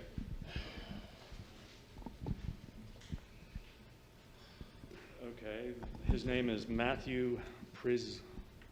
I'm not sure. No one can say Forgy. I apologize for not saying his name right. Okay. It has not been our standard process to request these documents, but we will in the future. Yes, I think that would obviate any concerns or issues in the future. Yes, we will do that. So this property is located at 223 Philema Road. It's on the north side of Philema Road, right at the river or the lake. The request is to rezone 0.95 acres from C7C, which is mixed-use planned development district, conditional, to C5, which is office institutional residential district. The rezoning, or a rezoning, will allow for the construction of a 3-story, 18-unit apartment building. Public water and sanitary sewer are available in this area. The property fronts Cheaha Lake to the north and east and Philema Road at its southern boundary. The property lies within the 100-year floodplain, including the area designated as a floodway. On this map, you can see the hatched area. That is the floodway, so it only clips off the front part, but the rest of it is in the 100-year floodplain. The property is located in the special flood hazard area, including the floodway. The development in the hazard area is regulated by the City of Albany Floodplain Management Ordinance, which states that apartment buildings and equipment servicing the buildings must be built 1 foot above the base flood elevation. The ordinance does not allow for the development of apartments in the floodway, only in the floodplain. Zoning records show that the property was part of an approximate 30-acre rezoning action from C8, commercial recreation, to C7C in 1993. The condition of the rezoning required an approved master plan, which was for a shopping center, including site plans for each outparcel showing conformance to the master plan. The subject property was designated as an outparcel. This rezoning would remove that condition. A 15-acre tract to the north was rezoned from C8 to CR in 1997. In 2002, the southern portion of the property was rezoned to C5 to allow for a mixed-use commercial and residential use. Here you can see the subject property and the surrounding zoning. The proposed use should be suitable with the adjacent land use. Apartment building will connect the existing apartments, Marsh Landing, to the northwest fronting Lake Chehaw. Single-family dwellings at Cox Landing Park to the south of Philema Road. Commercial development to the west on Philema on the south side between Jewel Street and North Jefferson. The proposed rezoning and use should not adversely affect the existing use of the property to the northwest, which is developed currently for apartments. The vacant property of the west is zoned for commercial use, which, if developed, could provide services to this area of Albany and Dougherty County. The condition of the rezoning in 1993 requires site plan approval by the Planning Commission prior to any development. The original intent was for this parcel to coordinate with a shopping center, which has not occurred. Since the development did not occur, use of the property for commercial development is limited. Here you can see the surrounding land use, vacant land to the west, apartments to the north, and across the river to the east. Here's an aerial view of that. Philema Road traffic capacity is 37,000 trips per day, and it currently has an average trip per day of about 14,300, so there's plenty of excess capacity on Philema. Mid-rise apartment building like this could generate approximately 98 weekday trips. Access will be through an existing drive, which is shared with the other apartments off of Philema Road. The future land use map recommends high-density residential for the property and adjacent property to the northwest, which is developed accordingly. Proposed use will be a continuation of the apartment complex to the northwest, Marsh Landings. A rezoning request conforms to this recommendation. The Planning Commission recommended approval to rezone the property from C5 or to C5 Office Institutional Residential District. And that concludes the presentation if you have any questions. Thank you, Mr. Forgy. Any questions? Commissioner Howard. Paul, you said next week, will we have the LLC person? Present, I'm not sure if they'll be present or not. The engineer, the project engineer was shown on their application as an agent to speak for them, and he was present, but he had to leave. Okay, so in other words, it's to rezone 0.950 acres from C7C to C5. 18 units, would it be upstairs? It's 3 stories, yes. It'll be 18 units. Okay, so it's 3 stories, right? Yes, so sir. So that wouldn't be like packing them in there with it. It's an apartment building similar to what they've built recently, so I'm not sure of the square footage of the units. That's it, Mr. Mayor. Thank you. Mayor Pro Tem? No questions. Commissioner Fletcher? No questions. Commissioner Warmington? Yeah, Mr. Forgy, so why are we going from a C7 to a C5? Can apartments be built under a C7? C7 is a mixed-use district, so it requires commercial and residential, so they could be, but you'd have to include commercial with it. So you'd have to have some kind of retail store. Right, It couldn't be purely residential. Right, it has to be a mix of the two. Okay. All right, and the way they're designed, I know Mr. Lanier had to leave, but they're not going to have direct road access to Philema. They'll tie into the existing driveway? Yes, they'll enter through the same driveway that the current apartments do. Okay. And in terms of the traffic, I mean, that driveway can handle that additional? Yes. It's got a turning lane and everything on it? Yep. Okay. And then they'll do a sidewalk on Philema? I would imagine so, yes. Engineering question, but. Well, no, that's required by the zoning. So yes, we would require that. I just didn't know what side, because I guess the apartment technically is not facing Philema. Right. No, it doesn't have to be the frontage if they are on a commercial, or for apartments, it requires sidewalks on the public right-of-way. Okay. All right. That's it, Mayor. Commissioner Langstaff? No questions. Commissioner Young? No questions. Mr. Forgy, the reason I asked, I saw that Mr. Alvin Adams was officer of the entity that sold this property. And I thought it was the same owner. I thought Mr. Burt's entity, so Mr. Adams owned this little parcel right here, or the entity that sold it. I'm not familiar with the ownership history. Okay. Well, I mean, the question was, this is going to be an apartment, but it is not going to be part of Marsh Landing. Is that right? It will be a separate complex owned by a different owner. It will be separate. I'm not sure what kind of agreement they have or if there's any ownership overlap in the, who owns each corporation. I mean, Okay. it will be a different construction, obviously, and it will look different, but they will join the same parking, so they'll probably need some sort of access agreement, and there may be other agreements that they have. Okay. All right. Thank you, Ms. Forey. I don't think anybody's signed up for this application. Is that correct? I hear a hello through somewhere. Yes, sir. Is somebody on the line? Did Mr. Lanier call in? Mr. Good, is somebody on the line? No? Okay. Is Mr. Carter with us before we go to the next item? Yes, sir, I'm here. Good morning, Mr. Carter. Good morning. Could we get a presentation for the commission?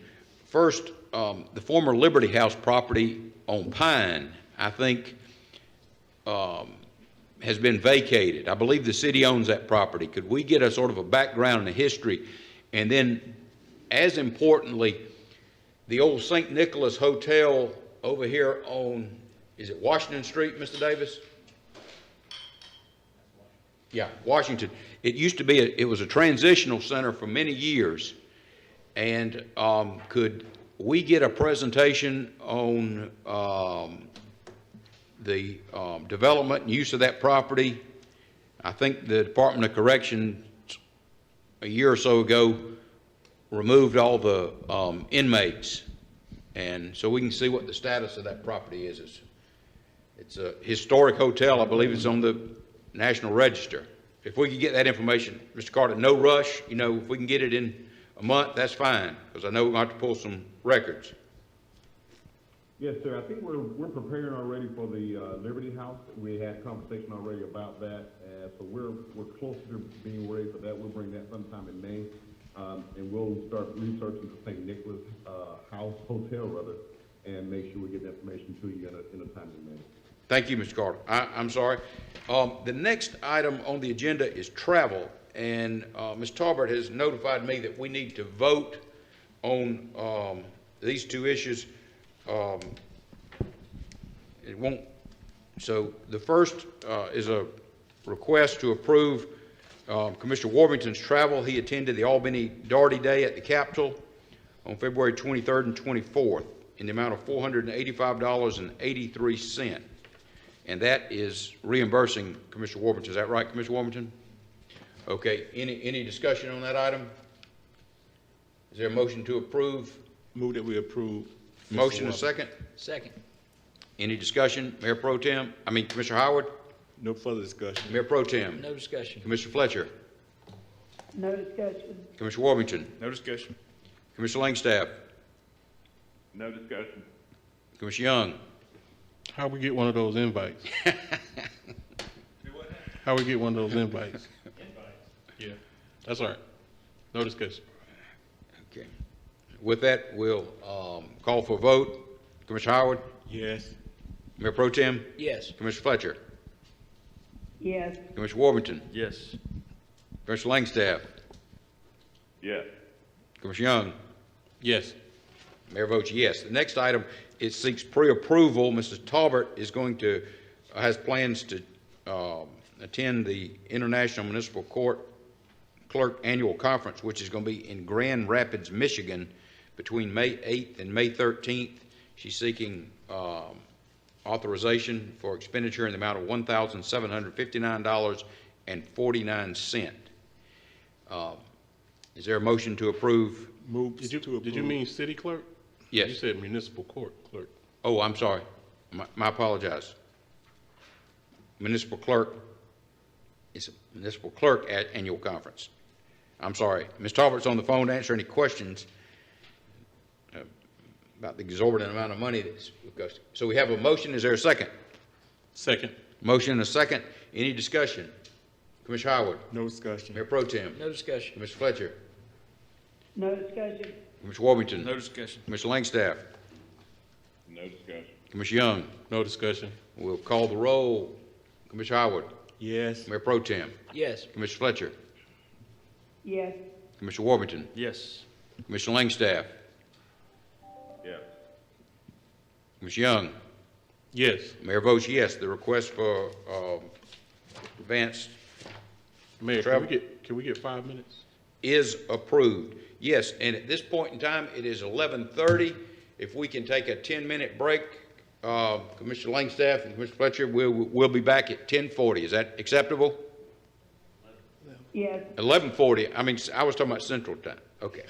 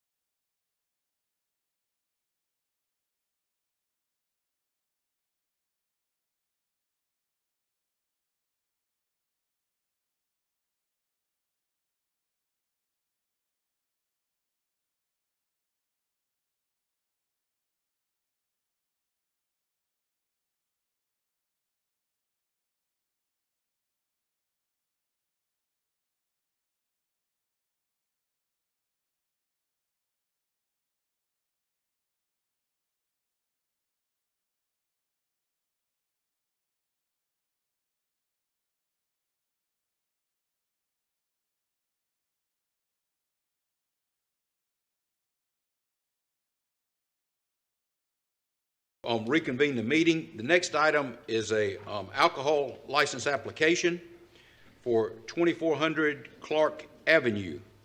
Good morning, Ms. Norman. Good morning.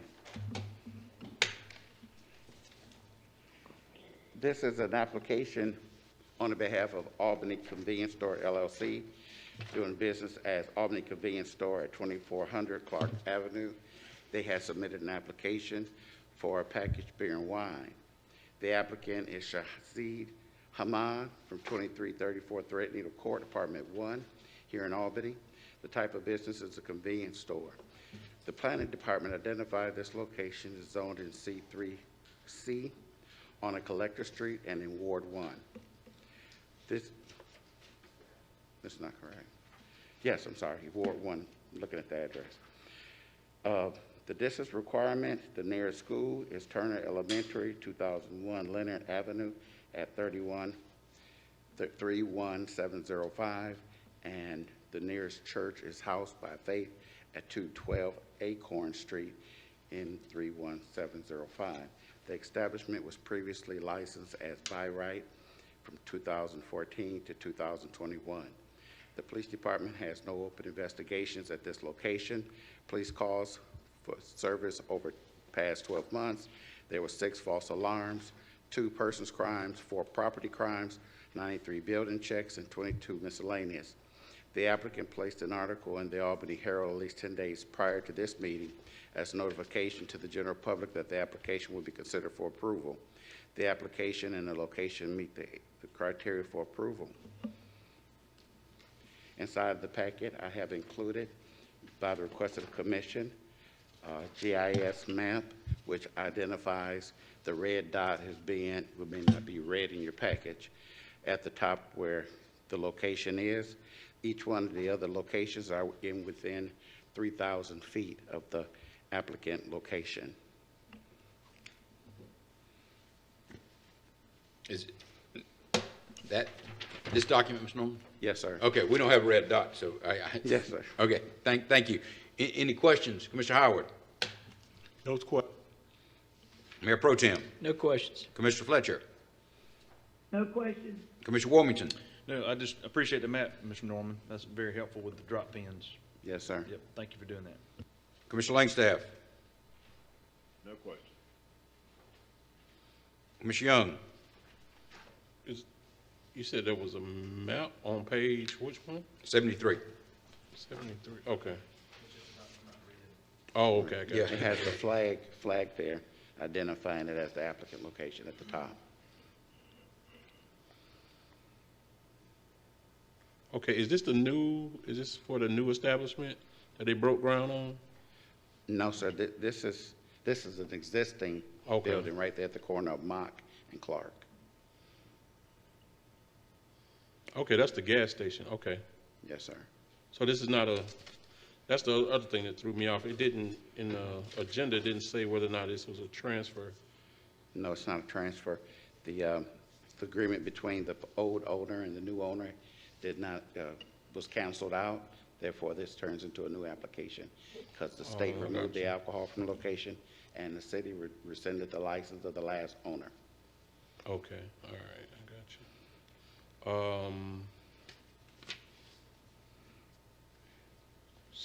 So did he go out, how long did he go out of business? The two went into an agreement back in October. There was some lagging along with the new applicant. I'd say probably about 3 weeks ago, the owner said that he was going to remove the alcohol license there. He made notification to the state as well as my office. So the alcohol licenses for both of them were rescinded. Okay, all right. That's all, Mr. Mayor. Thank you. Okay. Thank you, Mr. Norman. That's the only question I had was this a transfer? I mean, you said it was till 2021, but you explained that. Yes, sir. The agreement was terminated between the two owners. And not that it matters that much, but would that have been one of the considerations in the purchase price, whether it had a license or not? Why would he withdraw it? A lot of times what happens is when another applicant purchases a location, they will come to the agreement that The old establishment could maintain the alcohol license until they get their license approved. And that way, the distributor doesn't have to come out and remove everything. Right. But sometimes what happens is the old applicant do not want to have any ties to the business at all. Okay. And therefore, when he have his license taken back from the state, the local license automatically is no good either. Okay. So therefore, it turns it into a new application. So actually, the previous owner surrendered the license at that location? That's correct. Okay, good news. Thank you. Mr. Mayor? Yes. Could I ask Mr. Norman a question? Mr. Norman, what you and I talked about, this afternoon? Yes, sir, I can. I just got back in the city. I hadn't had the opportunity to look it up yet. Okay, thank you. Thank you, Mr. Norman. Yes, sir. Next item on the agenda is consideration of a proposal to install speed tables on the 2300 block of East Doublegate Drive. Good morning, Mr. Maples. Good morning. How's everybody doing? As the agenda item says, this was a request for a speed study on the 2300 block of East Doublegate Drive. Engineering department performed that study. It was determined that the 85th percentile was 40 miles per hour, which met the criteria for speed tables. East Doublegate Drive is a collector street, and in November of 2020, the traffic calming policy was modified to allow for city commissions to make a determination as to whether they want to install traffic calming measures on a collector street. I would add that I would like to say that we need to change the resolution. We've got notified this morning that due to concrete prices, we may need to increase the estimated amount of the 3 speed tables from $18,300 to about $21,000. Okay. Thank you, Mr. Maples. Yes. Commissioner Howard, any questions for Mr. Maples? No question for Mr. Maples. Mayor Pro Tem. No questions. Commissioner Fletcher. No question. Commissioner Warmington. No questions, and this is more of a comment. As I said earlier during Mr. Wright's presentation, I know this doesn't have to do with Mr. Maples, but certainly this is a great opportunity for small businesses at this level of money. This is kind of the equivalent of maybe 2 driveways, 3 driveways for most concrete contractors. So hopefully we'll have some participation and some additional vendors that'll bid on this work, I hope. Thanks. Commissioner Langstaff. No questions? Commissioner Young. Yes, sir. Mr. Maples, did this particular installation come up under the new, I guess, ordinance or the new guidelines as far as requesting speed tables? Is this still off of the old system? Well, it's off the new traffic calming policy, which allows the discretion of the city commission to determine if they want to install them on Collector Street with not unanimous, but a majority approval. Okay, so what kind of, I guess, where are we in those requests? Is this like the first one on the new, under the new system? No, so you've already approved, I think, 4 other ones prior to this one, so, but they all met the original requirements, not under the new guidelines, but they're all under the new guidelines, but it's been since the November change in the traffic calming policy. Okay, thank you, sir. Yes, sir. Thank you, Mr. Maples. Next item on the agenda is Commissioner Fletcher request to initiate the rezoning process for the city to initiate the rezoning process for the property at 1004 Newton Road. Commissioner Fletcher, you want to address this? Well, yes, sir. Thank you, Mayor. Thank you, Commission. I'm actually calling for Ms. Miriam Jones, which has had this piece of property since 2006, and I believe Paul could probably tell you more, but I believe she purchased this piece of property last year from the city, and she's wanting to restore it, rehab it, open it back up. She was not aware of when she bought it, she was not told of and was not aware of the fact that I guess if a piece of property is closed down for a year, it loses its rezoning. I wasn't even aware of that. And so she has asked me, could she get it rezoned where she could either rehab it to sell or possibly looking at the way the trend is going, maybe open up the business herself. She got hit hard during COVID, and that's why she asked the commission if they would consider doing this for her. Thank you. Thank you, Commissioner Fletcher. Is Mr. Forgy still with us?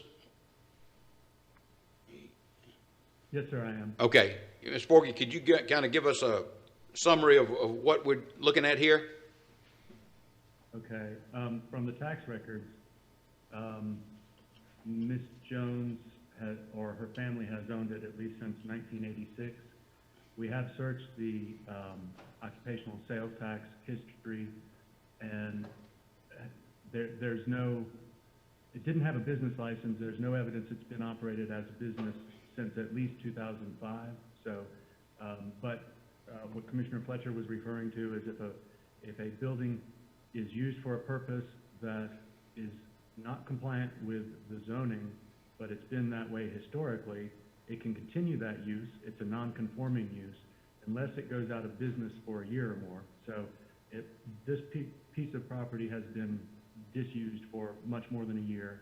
It is zoned residentially. It's a commercial building. It was built as a commercial building in the 40s, and it was zoned initially when the city had zoning as residential property. We don't have any indication or knowledge if that was a mistake or if it was done intentionally, if the city at that time wanted that area to be residential in character rather than commercial.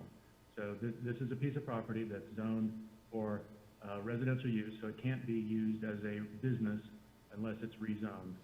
Okay.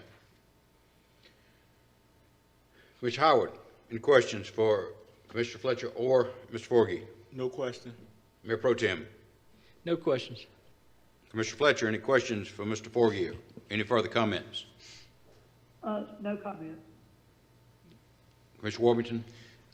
Yeah, so I spoke to Ms. Jones as well. She actually lives in my ward, and I know her from the Winterwood area.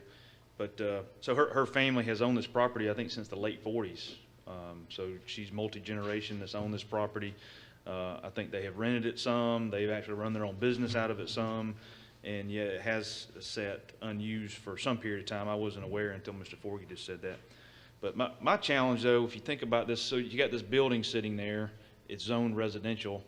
It really, I mean, Mr. Forgy, correct me if I'm wrong, it couldn't be occupied. I don't know what the inside looks like. It may have a bathroom, but I doubt it has a kitchen and a shower to even make it fit within residential, correct? Well, without going inside, I couldn't say, but you are correct. It would need extensive work to be occupied in any fashion. Yeah, so, you know, she's up against, which I assume she would never do, converting it to an apartment or a house, or get this zoned. And I think when the city, for whatever reason, back in the 70s when zoning happened and started, I think it obviously was wrongly zoned at that point, just because zoning was a new thing and wasn't as talked about as it is today. So she's kind of stuck between a rock and a hard place, and I believe the city owns some of that culpability of just the dynamics of this property and what you do with it at this point. So anyway, but you answered my question, so thank you. Commissioner Langstaff? No question. Commissioner Young? Yes, sir. I'm actually familiar with this property. I actually used to live 2 blocks from here. It's actually used to be the old Jackson's Chicken Box, so it is a legit business building. I think it still has the hoods and maybe some of the maybe fry cook equipment inside. I did talk with Ms. Jones myself. Is she on the line? She told me she was going to be on the line. Ms. Jones? Jones, the property owner. Is she on the line? No? No, she Okay. could not. I don't believe she is. She could not make it. Okay. today. Yeah, but this is a well-known business establishment. In that business, actually, her brother owns, maybe it's probably less than a block. I don't know if it's a brother or not, but a relative. Actually, is some kin to Commissioner Gaines on the county commissioner. It's a locksmith business, and then I think a little bit further up Newton Road is a dry cleaner. So I guess that would be my question, Mr. Forgy. Just kind of, you know, I know there are some closed businesses in this area, but how did that flip back to residential? Because you have the locksmith shop, you have the dry cleaners, and then of course the convenience store, Brothers Corner. But how did that happen? Do you know? Well,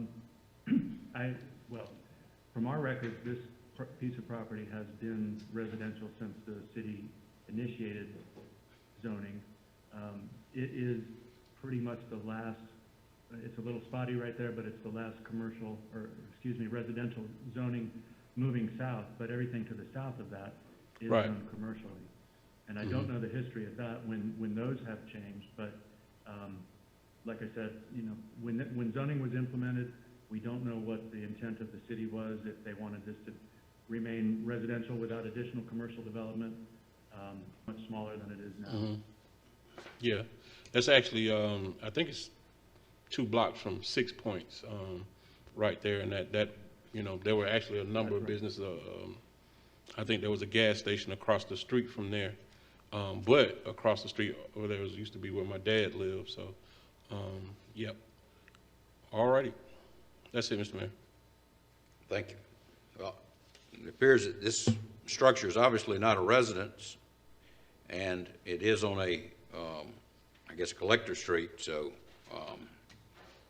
it would seem appropriate that the city proceed as proposed. But with that, I guess we would vote on this on next Tuesday. Is that right, Mr. Davis? Yes, sir. Okay. Thank you. And the process would be that the city would actually be the applicant and go before the planning board. That's correct. Yes, Okay. sir. Thank you. All right, next item on the agenda is a proposal, the city to allocate $100,000 in CDBG funds. Is Ms. Brown with us? Good morning, Ms. Brown.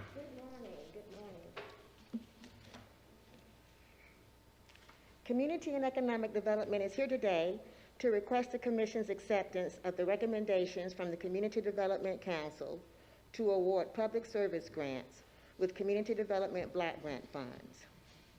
Funding of $100,000 was made available in the Community and Economic Development Fiscal Year 22 Action Plan for Public Service Grants. On January 24th, a notice of funding availability was published in the Albany Herald and the Southwest Georgian. This notice of funding availability was also publicly advertised through the city's website, webpage, Facebook, and Twitter.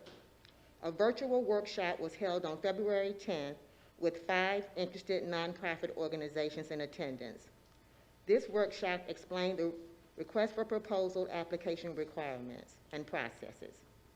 A total of 6 applications were received. Staff conducted a review of the applications for completeness and scoring. Upon scoring the 6 applications, the Community Development Council recommends that 4 agencies meeting the minimum scoring threshold receive funding of $25,000 each. Those agencies are Liberty House, Dougherty County Family Literacy, Albany Housing Authority, and the Albany Area YMCA. If the board approves these, the 4 agencies will receive training on public service grants management and compliance. Community and Economic Development recommends approval of the Community Development Council's recommendations for the fiscal year 22 grant awards. And I believe we have the 4 agencies on the virtual call, and we also have the Vice Chair, Sherelle Bird, in attendance as well, and I'm available for questions as well. Okay. Any questions, Chris Howard? No question, Ms. Brown. None of these have not exceeded 5 years, right? No, sir. We watched that very closely. Thank you for asking. Okay, thank you. Mayor Pro Tem. No questions. Commissioner Fletcher. No questions. Commissioner Warburton. No question. Commissioner Langstaff. No questions. Commissioner Young. No questions. Thank you. Let me ask you, Mr. Brown. The funds, do they have to be allocated between any certain number of recipients? No, sir. So the YMCA could have got the whole $100,000. I'm sorry. Let me clarify that. The maximum amount that a grantee can apply for, that an applicant can apply for, is $25,000. Okay. Sorry about that. Thank you. Thank you, Ms. Brown. Next item on the agenda is consideration of a contract to purchase how many trucks? 12 trucks. Mr. Bednar and Ms. Fields. Good morning. Good morning. Good morning, sir. How are you? Fine, thank you. Good morning, It's everyone. afternoon, actually. Okay, good afternoon. Double one. Consider approving a contract for replacement trucks with Sunbelt Ford for an expenditure. We've given you two options. We've given you a gas option and a hybrid option. We are presenting both, but as I'm sure you'll hear from Mr. Bednar, we are recommending the gas option. His bid was advertised in all the normal places, and we received a total of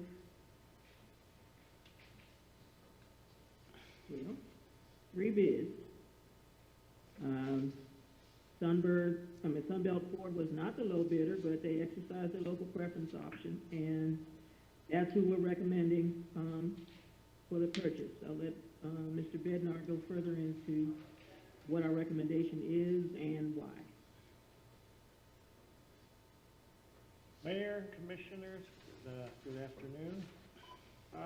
So we kind of ran the numbers and kind of dove deep in the differences of what we're currently using as a standard pickup compared to the hybrid pickup. In this case, the hybrid pickup is not a fleet style pickup. It doesn't have the same subsidies that we typically have with fleet incentives. This particular truck in the hybrid comes in as a twin turbo, which brings a lot of additional maintenance and cost to maintain. Turbos do not like running on city type environments with stop and go traffic and sitting at idle. The other part that makes this very difficult is that the only way that you can get the hybrid is to buy the quad cab or the crew cab, which some of our uses, we only have one driver in there. So I listed a lot of different options or the differences between the two. The cost is significant. It's about $7,000 difference. Miles per gallon, it's about 5 miles per gallon difference. Looking at what we're replacing, we will gain anywhere between 5 and 8 miles per gallon just by replacing the vehicle with a standard vehicle. The maintenance, as we said, is going to be higher because that oil needs to be cooled for the turbos. It has to be a synthetic oil, which is more expensive, and it has to be replaced at about 3,500 miles versus 5,000 miles. Again, when you're looking at the purchase price, this vehicle has a generator. It has a lot of the weekend warrior type of a pickup for the retail market, but I would not recommend it for a fleet like ours. The turbo boosts the horsepower with the hybrid to 430 horse. And just to kind of give you a comparison, this truck will do a quarter mile in 5.3 seconds, and the Mustang GT will do it in 5 seconds. Again, I just don't believe we need that type of horsepower. The generators, like I talked about, they do have a built-in generator. It has 2 kilowatt, 2.4 kilowatt, and 7.2 kilowatt. It's all driven from the transmission, which is actually, gives you about 40 horsepower. Payloads are a little bit reduced, as is towing on the hybrid. Battery cost, if you lose a battery on the hybrid, it's $9,700. A typical battery for a standard pickup is $120. AC compressor, $2,500 on the twin turbo.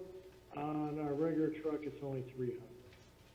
Because of that high output transmission, the high output transmission is $7,900 versus our standard transmission that's about $4,800.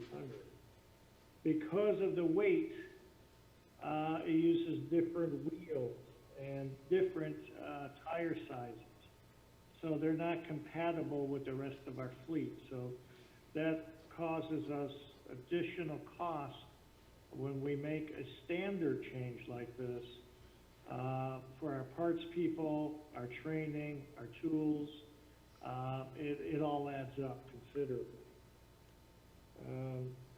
The hybrid battery has an extended warranty of 8 years, but that's just the hybrid part. All the rest of the Ford components are 3-year, 36,000 miles. You lose an engine, about $8,500 versus $6,500. Overall, I think when you're looking at the cost, I don't see where this vehicle would be a good fit for us. I don't think it pencils out. The fuel savings, you would have to be, I think, in the $3.60. I can't remember my exact figure. But it would have to be at a fairly high, $3.60 would have to be the fuel just to pay for the cost of the $7,000 upgrade. The other issue is we've been doing some research on resale value. And on the hybrids, the current hybrids, the resale value, you lose about 50% in just the first 4 or 5 years. This vehicle, you'd want to get rid of it in 8 years because that's your warranty for your battery. And like I said, if you were to lose your battery after that, it'd be over $9,000. And that's just the battery alone. And I'll be glad to answer any questions that you may have. Thank you, Mr. Bednar. Any questions for Ms. Field or Mr. Bednar? Mr. Howard? No question. Mayor Pro Tem? No questions. Mr. Fletcher? No question. Mr. Warmington? Yeah, Mr. Bednar, sound like the last time we did some vehicles, we went with a hybrid option. Is like the 4-door sedan cars typically better to do the hybrid versus, I guess, these work trucks? Is that a fair statement? Well, it comes down to the use, idle time, the difference in cost. So for example, when we did the Explorers for the police department, I believe that difference in cost was only $3,000. And with the amount of idle time that is required to do that type of work, that one definitely made sense. We did the Escapes in a hybrid because we are expecting fuel costs to go up, and the mayor's has said that, and he's correct. I think the fuel costs in this administration will go up. That one was a little tougher, but if the prices continue to rise, we think that one might pencil out. I don't see on the Escapes any real additional maintenance issues or maintenance costs. This one, though, is a significant maintenance concern of mine. Okay, thank you. You obviously did a lot of research, you and your team, so I appreciate all the detailed information you put together. Thank you. Commissioner Langstaff? No question. Ms. Young? No questions. Mr. Bednar, I concede that the hybrid option isn't the best course here, but one thing I want to know, I was looking at these engines. One thing I'm concerned about is twice a month, I get an anti-litem notice and we've had somebody involved in an automobile accident. And in the last year and a half, I can think of 2 people who were seriously injured by city employees. I think the excessive speed is obviously a function of the horsepower. And I was looking, the 2.7 liter 6-cylinder has 325 horsepower. This V8 has got 400 horsepower. I mean, why wouldn't we look at that smaller V6 here? We have some V6 in our fleet. They just do not hold up in the both in the towing and when they're fully loaded. Our miles per gallon is maybe 1 mile per gallon difference between the two. The V8, the 5-liter, it is not a real high. It has the horsepower, but it's really the torque that we're after in that application. And it's, you know, it's been a very good engine. We haven't really lost many of those 5-liter engines at all. So we've stuck with what has been working. Now I know into the future, we're probably going to have, at least on the light duty trucks, we're going to have to look at electrics. We're going to have to look at some other things. But the hard part is that they have to be able to service everybody from Parks and Rec to facilities to right away. There's a lot of applications, a lot of different towing needs, a lot of different hauling needs. So. Well, I mean, I look, this 2.7 gets 22 miles a gallon.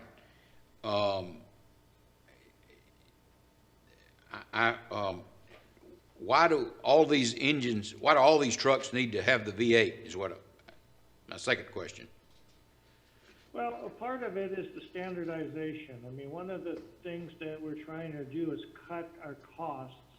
When I first came to the city, we had a little bit of everything, and you could not keep the parts, you could not keep the training. The vendors were not participative. So we had to really start focusing on standardizing our fleet in order to drive down our costs. So you don't want to have a bunch of different engines because that means you're carrying different parts, different brakes, it just snowballs when you do that. So, I mean, I think as like I said, as we get into the newer engines, we're going to be seeing a lot more electrics. We're going to be seeing a lot of new technology that hasn't quite been out there. A lot of the stuff that you're still seeing now is the old technology. I think that what's coming up with the billions of dollars that Ford and GM have put into the next generation will be very interesting. So why couldn't our standard vehicle be a smaller V6? Well, I think that you're going to have engine issues because of you're trying to do a high output work with a V6 versus a small V8. So you're going to lug that engine more. You're going to have more issues towing. It's just you're putting the engine into more work, which also means more heat than what we're currently doing with the smaller V8. Okay. Thank you, Mr. Bednar. We appreciate that. Next item on the agenda is consideration of a recommendation for the purchase of 3 tractors from Flint Equipment Company. Again, Ms. Fields and Mr. Bednar. Good afternoon again. What we have here is would be a purchase of 3 tractors from Flint Equipment Company for an expenditure of $222,891.44. These units will replace 3 units that have lost their useful life, have gone past their useful life, and this purchase would be off of a state contract, so there was we didn't go out for bid or anything. This is a state contract purchase. And Mr. Bednar and I are available for questions. Thank you. Any questions for Ms. Fields or Mr. Bednar? Commissioner Howard? No question. Mayor Pro Tem? No questions. Commissioner Fletcher? No question. Commissioner Warmington? No question. Commissioner Langstaff? No question. Commissioner Young? No questions. Thank you. And I think we're going back to trucks on this next item.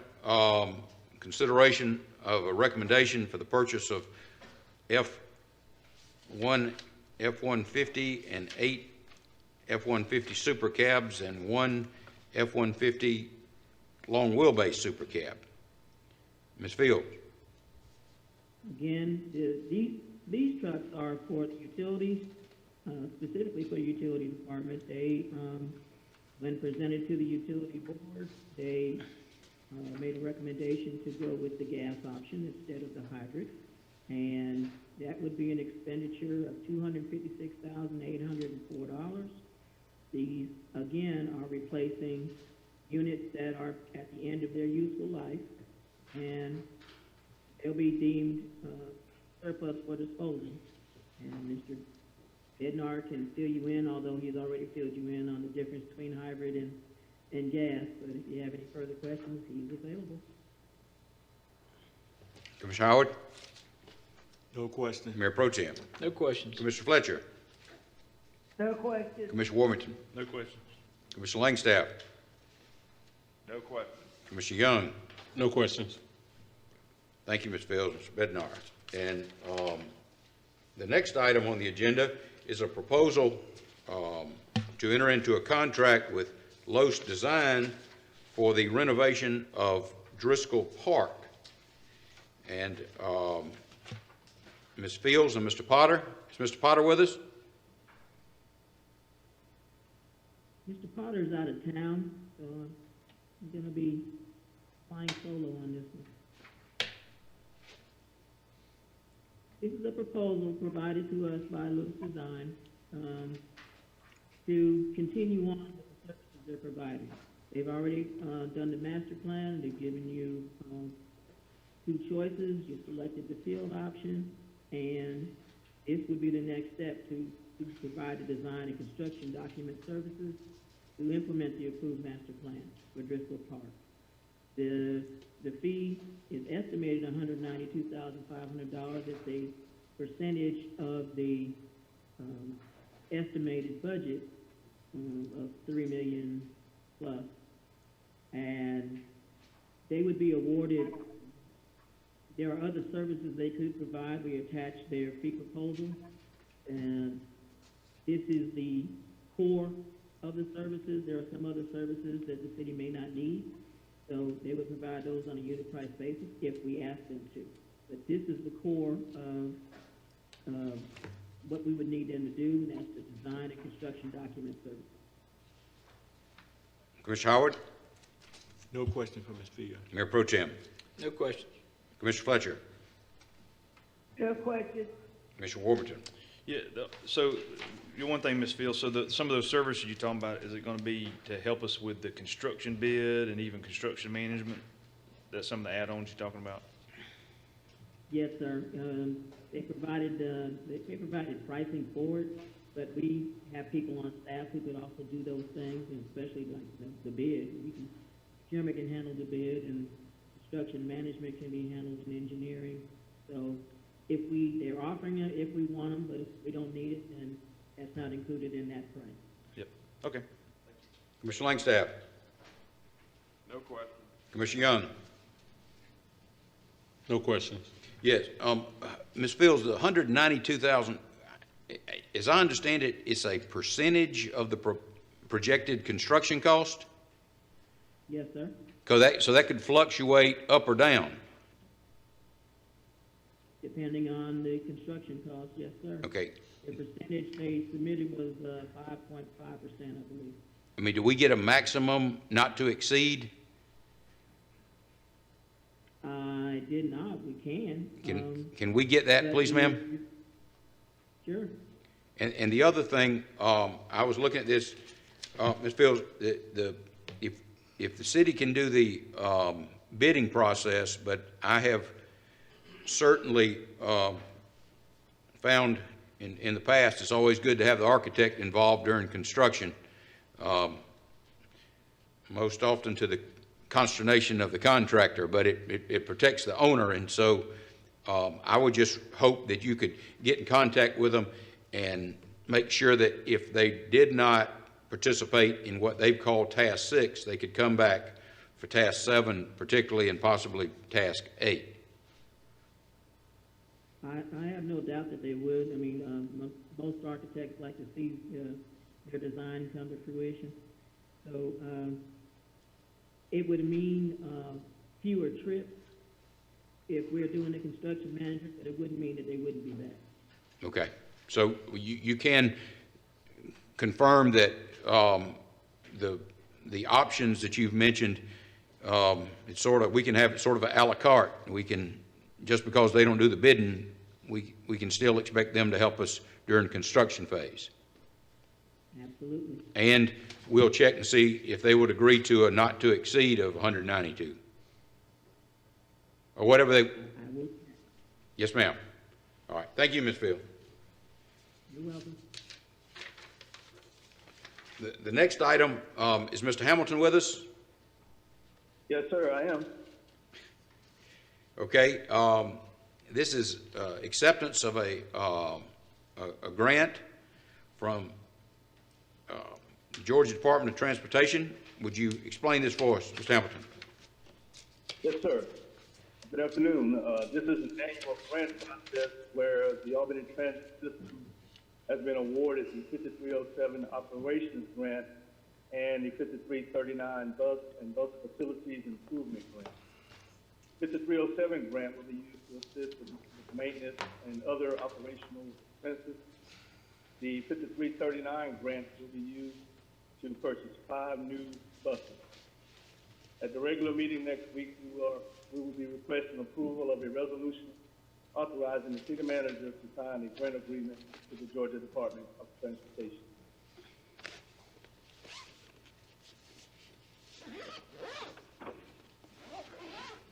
Any questions, Mr. Howard? No question for Mr. Hamilton. Mayor Pro Tem. No questions. Mr. Fletcher. No questions. Mr. Warmington. No questions. Commissioner Langstaff.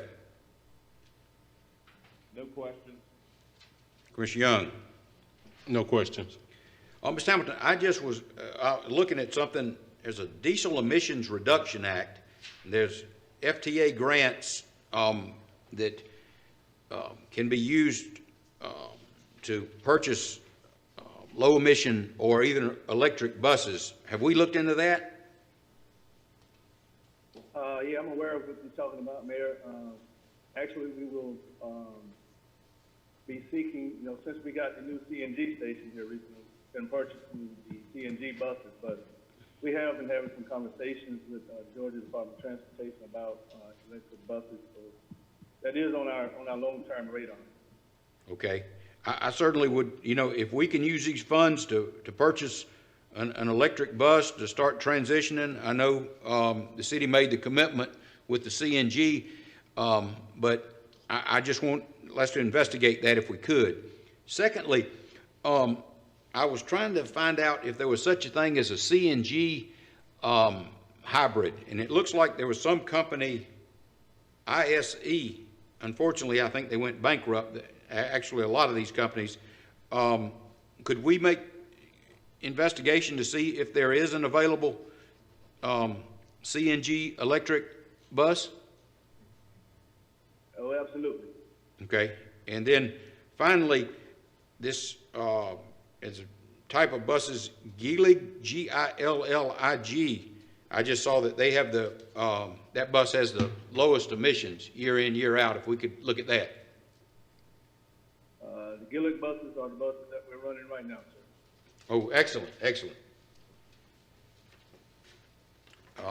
Any further questions, Mr. Hamilton? Thank you, Mr. Hamilton. Thank you. Okay, next item on the agenda, City Manager's update. Ms. Carter? Good afternoon, I'm sorry, I'm about to say morning, but good afternoon, Mayor, Commissioners. We've received a notice of a grant award from the Georgia Department of Community Affairs for a Community Development Block Grant for Disaster Recovery in the amount of $855,000. The grant does not require a match and is for conducting a community-wide property assessment and establishing a resiliency plan. To accept the grant, it will need to be approved by the City Commission. DCA wants this done as soon as possible. We were notified of the award on Thursday, and we were notified yesterday that DCA wants it back pretty quickly. So I'm asking you to consider deliberating on this morning and allow us to add it to the April 27th regular meeting for your approval. Mr. Forgy is available if you have some further detailed questions on it. But we're asking to you for the ability to add it to the agenda simply because we just got notified ourselves. Okay, could I respond, Commission? I was going to say here in a minute, I was going to ask for a special call meeting next Tuesday at 5 o'clock, so we could discuss the city manager process, and could we just have this, and that way we could get the background information and all, as you know, have a few days to look at it. Would that be an option, Mr. Carter? Absolutely, that's an option. We were just trying to not to call Yeah. a special call meeting if you already had that in plan. We'll absolutely take care. We can get the information and discuss it at the special call meeting, and then we can vote on it at the night meeting. All right, that'll work. Is that agreeable with everyone? Okay. Anything else for us, Mr. Carter? Yes, sir. Everybody knows we've been fielding a lot of questions that concern our delay in our utility bills. We've made some announcements through all of our media outlets as well as our Facebook page. It's also announced to our customers when they call our customer service department. Just want everybody to know that no one will be assessed any fees or disconnected due to our delay. All of our customers that are awaiting invoices, they can expect those invoices to arrive within the next 7 to 10 business days. But we are trying to make sure that as we go through this first billing with this system, we scrutinize those very carefully, and it's taken a little bit of time for us to scrutinize that many invoices. So just be patient with us. We will get back on track, and but again, nobody will be assessed any fees or disconnected as a result of that delay. Thank you, Mr. Carter. Any questions for the city manager? Commissioner Howard? No question. Mayor Pro Tem? No questions. Commissioner Fletcher? No question. Commissioner Warmington? Yeah, Mr. Carter, I would have to say that this utility billing transition has risen to the top of just a concern of mine, just the number of emails, phone calls. Even while in the meeting, I've gotten 2 texts already. So, I know y'all are working hard as you can, but sometimes it's good to go back and evaluate how could we have done this different, because I even start thinking forward of AMI is going to be next. And if we continue to struggle with getting these initiatives, our citizens' confidence level is going to continue. And, and that's really what I've sensed from customers right now is everything from the direct billing, which now I hear the direct billing or the budget billing. That could have been, we could have communicated to all the folks doing budget billing, because that's been probably the #1 call I've gotten is from a lot of our seniors, a lot of folks on fixed income, and then that pretty much just kind of ended and stopped. And so it's kind of anticipating all these messages we're getting now is I really feel like we could have tackled some of that up front. So as we look forward to the next big utilities initiative, which I assume is AMI, we've really just got to get ahead of the communication. And maybe when I look at what y'all undertook, 40,000 customers, 30,000 customers, whatever the number is, that's a tremendous number of bills to do. And I remember you telling us at the retreat that it was happening, and I remember thinking, wow, that's. So I don't know if there's been a way we could have done it in phases and done 5,000 a month or 10,000 a month, but we're into this thing now, so I understand y'all are working at a breakneck pace to finish it. But I mean, is there anything that we can learn from this that will help us feel better about the next big initiative that's coming forward?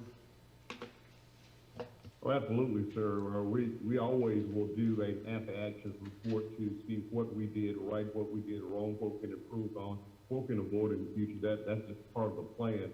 You're right, there's a lot of moving parts to this, and the budget billing was one of those pieces. We did reach out to every customer that was on budget billing prior to this to kind of give them a heads up of what was happening and how the process will go. It's not that the wheels are off the bus, it's just that, again, there's so many bills, and I know that one of the things that we can't do is do it wrong. So we're doing it slower rather than rushing through to make sure that when we do actually send something, it's an accurate statement. So we will get back on track. We will evaluate what we did and how we can actually improve the process as we go through other iterations of this. But thank you for the comment. Yes, I feel very ill-equipped to respond to all the questions and all. I'm always passing them off to you. And y'all are always real good to respond. If you're speaking. Sir? I couldn't hear that comment. No, I'm saying I'm very ill-equipped to respond to the customers because, you know, we're part-time employees, so I don't know all the inner workings of the details. But, you know, there just needs to be, you know, a mail out, an email, a phone call, robocalls. I mean, there's dozens of ways to communicate with customers before, because, you know, with a lot of folks, your utility bill is the most, you know, that's your, you know, part of your foundation of living of your home. And so folks on fixed income, when they get a bill, normally they think it's going to be $200. All of a sudden they get a bill that's $400.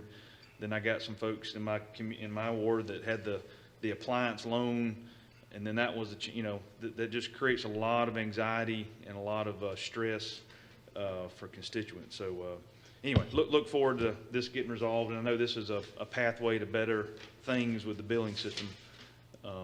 But hopefully we can get this finished up pretty soon. So that's it, Mayor. Thanks. Thank you. Commissioner Langstaff. No questions. Commissioner Young. Nothing further to add. Just echo everything Commissioner Warburton said. Just been getting a lot of calls and hope we can get this resolved soon. Yes. Judge Weaver called me yesterday. Most everybody's aware, had a leak over at the courthouse, and they closed the courthouse to the public. Judge Weaver said he was in a meeting with some county representatives, and it could be several weeks before they start the work. I don't think they've actually assessed the full extent of the damage, but as a result, we can't have municipal court. And Judge Weaver wanted the city commission to consider authorizing court to be held at some other location during the next 6 weeks, because of course people have received citations and summonses, and one point he made is if we hold off another 6 weeks, the backlog is going to be even worse than what the court has now. So that's one thing we need to consider. And I guess, Ms. Carter, one thing, Judge, I don't know if the Civic Center, in one of those big rooms, if that could be used as a courthouse, but if we could identify alternate locations. Yes, sir, we can. We've actually looked at a smaller location for some of the smaller courts, but we'll do a due diligence on this and identify some places that can be alternate and provide that list to the judge and let him take a look at it and sign off on it, then bring that to you, let you know what the plan going forward will be. Okay. And then I had asked sometime a few weeks ago about an assessment of what it would cost to rehabilitate Carver Gym. Are we working on that?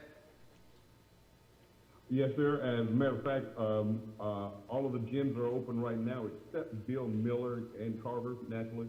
But I'll give you an update on that shortly. Okay. Well, Carver's been closed for quite some time. I think it's on Mercer. Right. Yeah. Okay. And then again, I had mentioned What I'd like to do, there was some discussion earlier this week. Commissioner Warmington said, what are we gonna do about moving forward with the city manager selection process?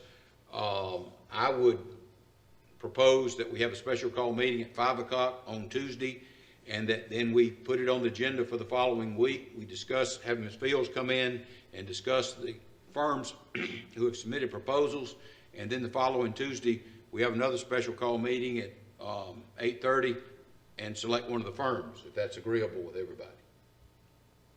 Anybody have opposition to that? Okay.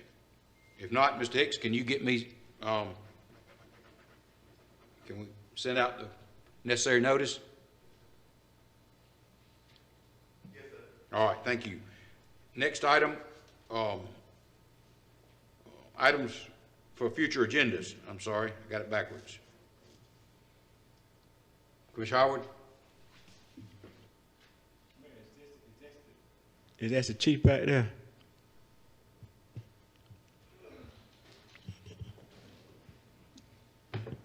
Yes, sir. Mayor, Yes.